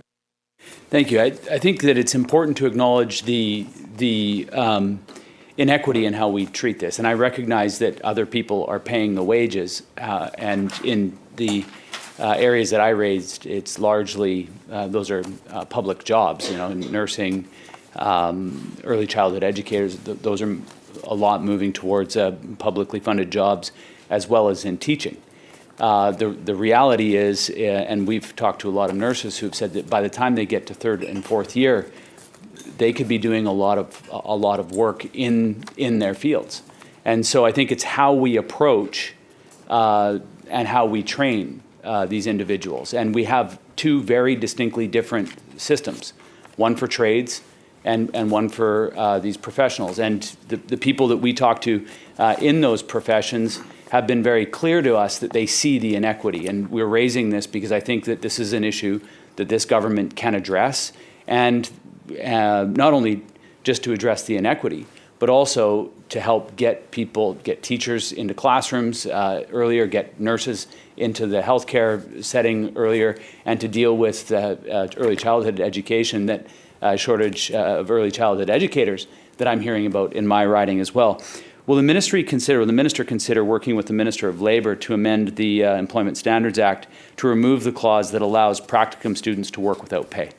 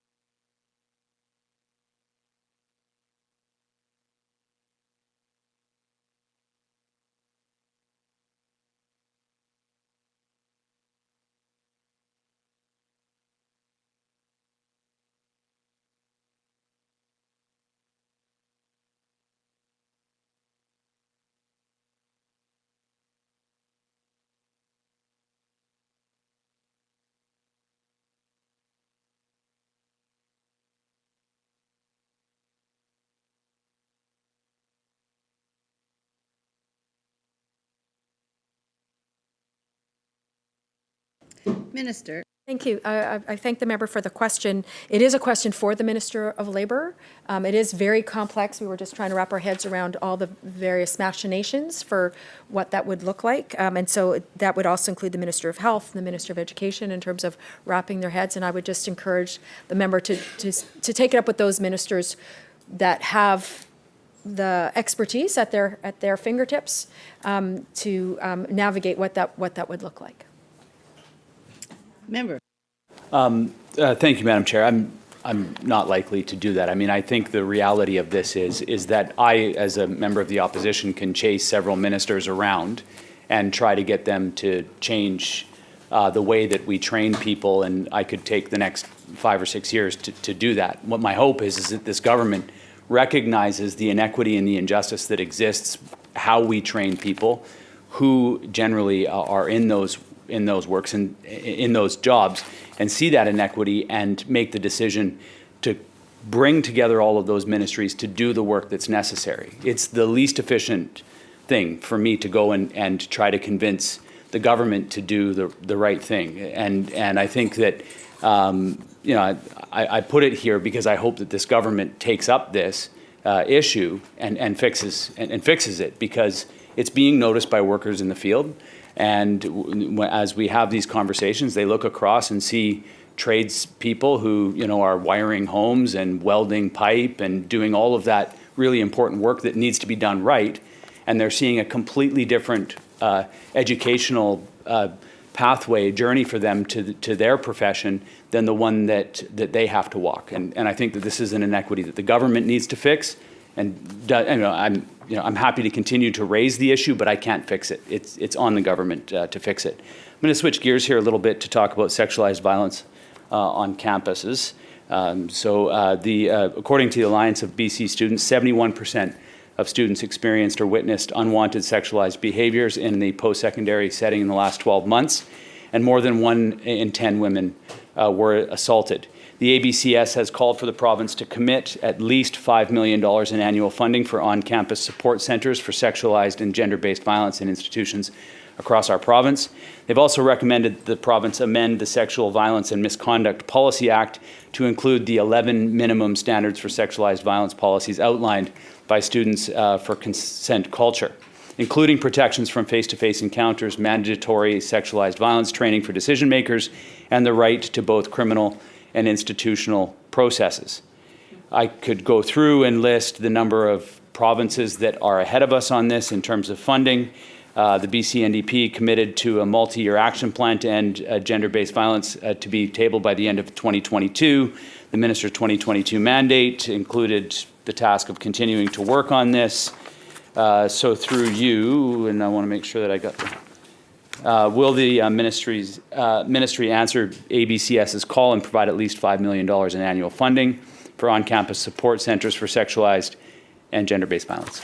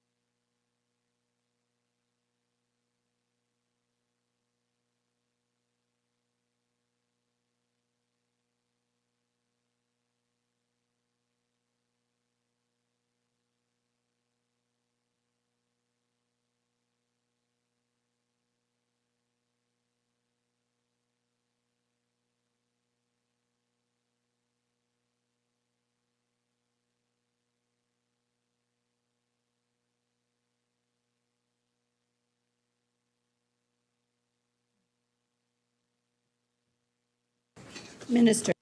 Thank you very much, Madam Chair. I will say that I met with that group of students. They were very engaging, and they've done a lot of work. I really appreciated the meeting that we had. And of course, I know the member knows that we're developing a gender-based violence action plan to prevent and respond to sexualized violence at post-secondary institutions in partnership with the Parliamentary Secretary. That's and her mandate commitment. The sector has indicated a need for further sexualized violence awareness, prevention, and response resources. We've certainly heard that as well. And we address these requests through a creation of a suite of synchronous and asynchronous training resources in 2021 on consent and sexual violence, supporting survivors, accountability, repairing relationships, active bystander intervention, as well as safer campuses for everyone at PSI. So there's been a range of work that has been done over the last couple of years.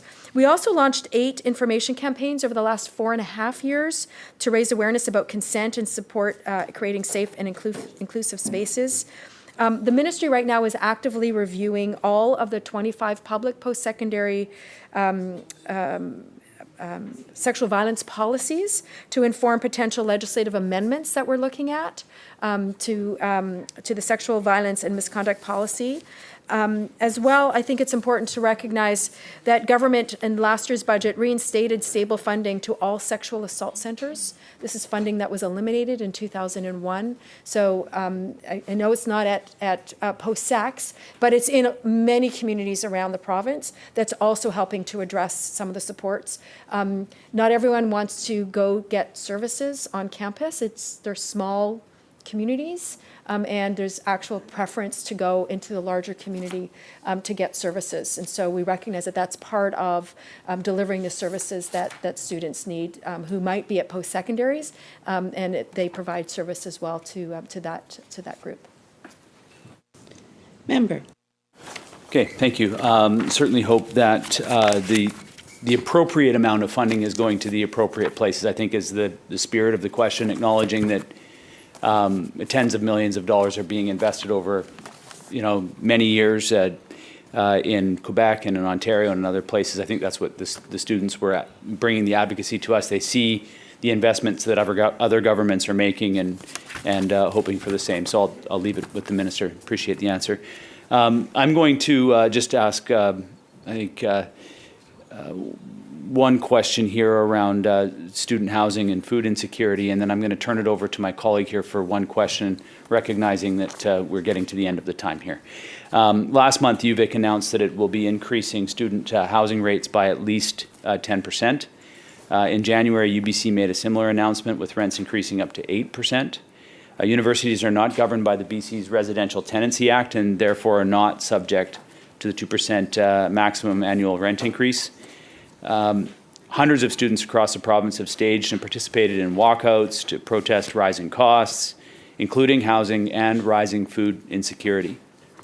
We've heard a lot about this actually from our staff and the impact that this has had as they were the most recent students within our caucus and within our team.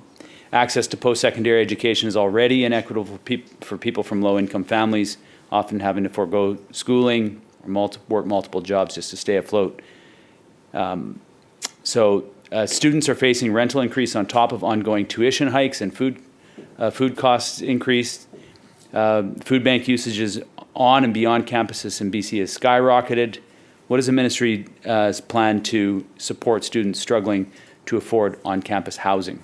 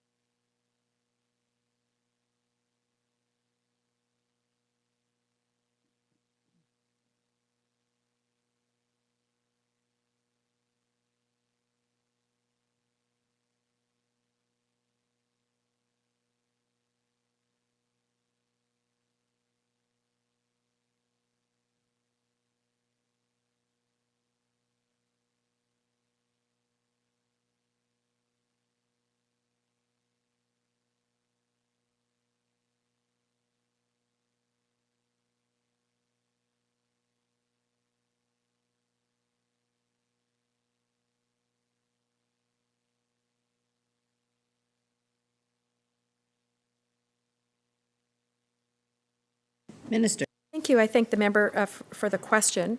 So student housing does operate on a cost recovery basis, and nearly all on-campus student housing rates are well below market. And we monitor that by region to make sure that they continue to be below market. But I also think it's important to recognize that there's a lot of value-added amenities that a student would have to pay for outside of in the private market. So, for example, their furnished suites, it comes with internet, utilities, 24/7 security. So there's a lot. It's a bundle. It's not just rent, and I think we often forget what that model is like. I also want to say that by building the amount of housing on student housing that we're building, we've got 7,700 units. We've got another 4,000 that we're going to be doing. That's a lot. That's a lot of housing, and that over time, the cost of student housing will stabilize because right now there's mortgages on them and all that. So it's actually part of what we're seeing, I would argue, is the fact that there haven't been investments in student housing for a very, very long time.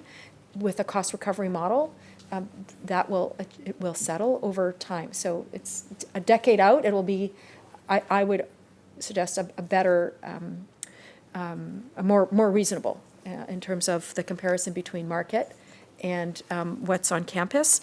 But the member asked what we're doing to support students, and I hear from students in all campuses about some of the challenges, the cost challenges, and so that's why we have the BC Access Grant.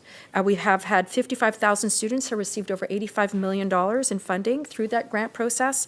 It's the first substantial new investment in provincial needs-based post-secondary student grants in 15 years. That's making a difference. Student aid, we're doubling the maximum BC student loan payout from 110 to 220 a week, recognizing that, yes, and I acknowledge that they're loans, but that hadn't changed in 20 years in terms of what you were eligible for. So we've doubled that so that it could actually pay costs. The requirement to pay it back, the threshold has been changed, has been raised, and the amount that they have to pay back has been lowered. So again, to ease some of the financial burden. We've ended, of course, interest payments on student loans, saving students about $40 million since 2019. And the tuition limit policy ensures tuition and fee increases remain low and predictable at 2%. So all of these things wrapped up is our way of supporting students, of course, as best we can with increased affordability challenges. Member. Thank you. Thank you to the Minister for the responses and this lightning round of questions and estimates. I think I'll just end by saying the story that we're hearing from students is the frustration around the costs that they're incurring today is debt, and that they're going to have to service over a number of years. And that is really frustrating and very challenging, and many are very concerned about their ability to do it. And so the spirit of this question is, I recognize that it might be, or we recognize that it might be less expensive to live on campus with all of those costs covered. And the spirit of the question is really making sure that we're doing everything that we can to ensure that students coming out of post-secondary education have the lowest amount of debt. That was the spirit of the first series of questions that I asked around paid practicums, supporting students in unique ways, not just in unique ways, and I think that was the spirit of the questions that I asked today. I'll just turn the floor over here to my colleague from Kelowna with one final question, then we're done. Recognizing the member from Kelowna West. Thank you, Madam Chair. Minister, I can't help but ask the question about a project that has been in front of your ministry for many years now, and I've presented to the former Premier letters from many donors that have contributed to an amount that's over $8 million in the foundation for a wellness center in the Kelowna area. I know that there's additions to the student campus that are being built as we speak, and I think that I'm just asking if you would commit to some sort of roadmap as to how the foundation and the donors who continue to ask me, why can't we get this done? And my question is if you could give a roadmap as to what we have to do, whether we have to raise more money or stop coming and asking and go and do it yourself. So.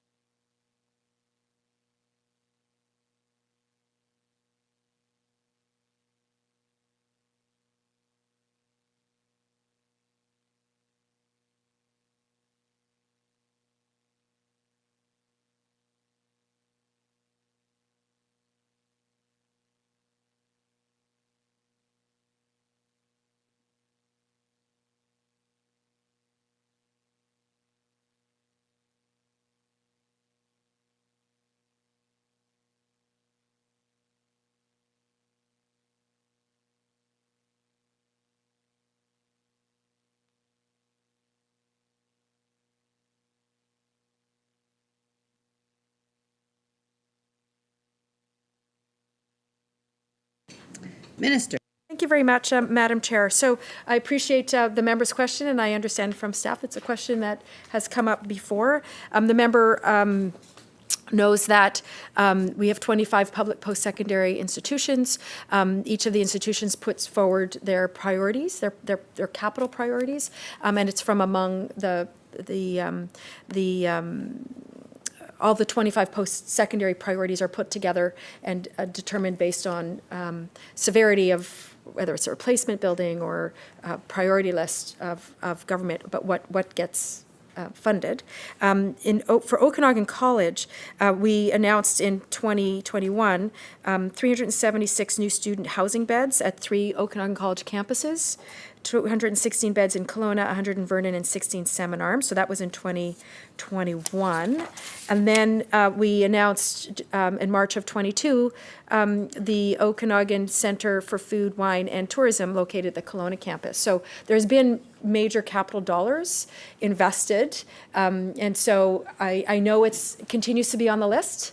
And so the path is that they need to keep it on the list. As we continue to take a look at what the capital needs are of all 25 public post-secondaries. Seeing no further questions, I ask the Minister if they'd like to make some closing remarks.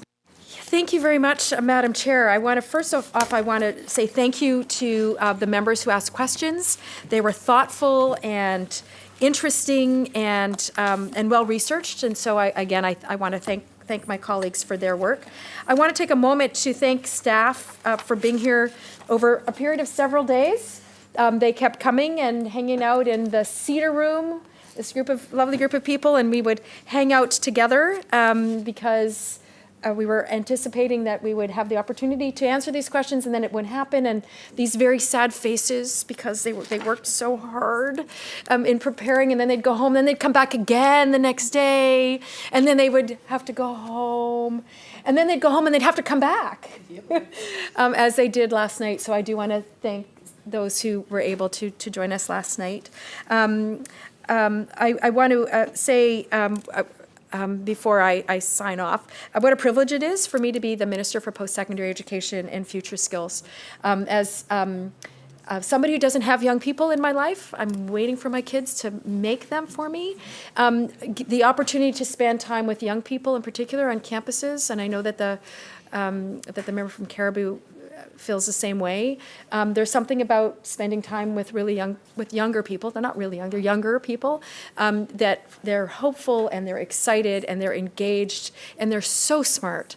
And it really provides me, as an older adult, with comfort knowing that the next generation really is ready. And will be ready, and we're going to help them get ready for taking on the tasks that lay ahead, and we're going to train them to do that. I want to thank the member opposite, particularly for her passion and her dedication to students. I think she does a very fine job of that. So with that, I move vote number 41, right? Resolved that a sum not exceeding $2,769,979,000 be granted to His Majesty to defer the expenses of the Ministry of Post-Secondary Education to the 31st of March, 2024. Heard the question. Shall the vote pass? Aye. So ordered. Oh, no, I don't say that. Motion carried. Motion carried. And now I'd like to recognize the Minister for further vote. Thank you very much, Honourable Chair. I move that the committee rise, report resolution completion of the estimates of the Legislative Assembly, the officers of the Legislature, the Ministry of Housing, and the Ministry of Post-Secondary Education and Future Skills. Members, you've heard the question. All those in favour say aye. Opposed? Motion carried. This committee now stands adjourned.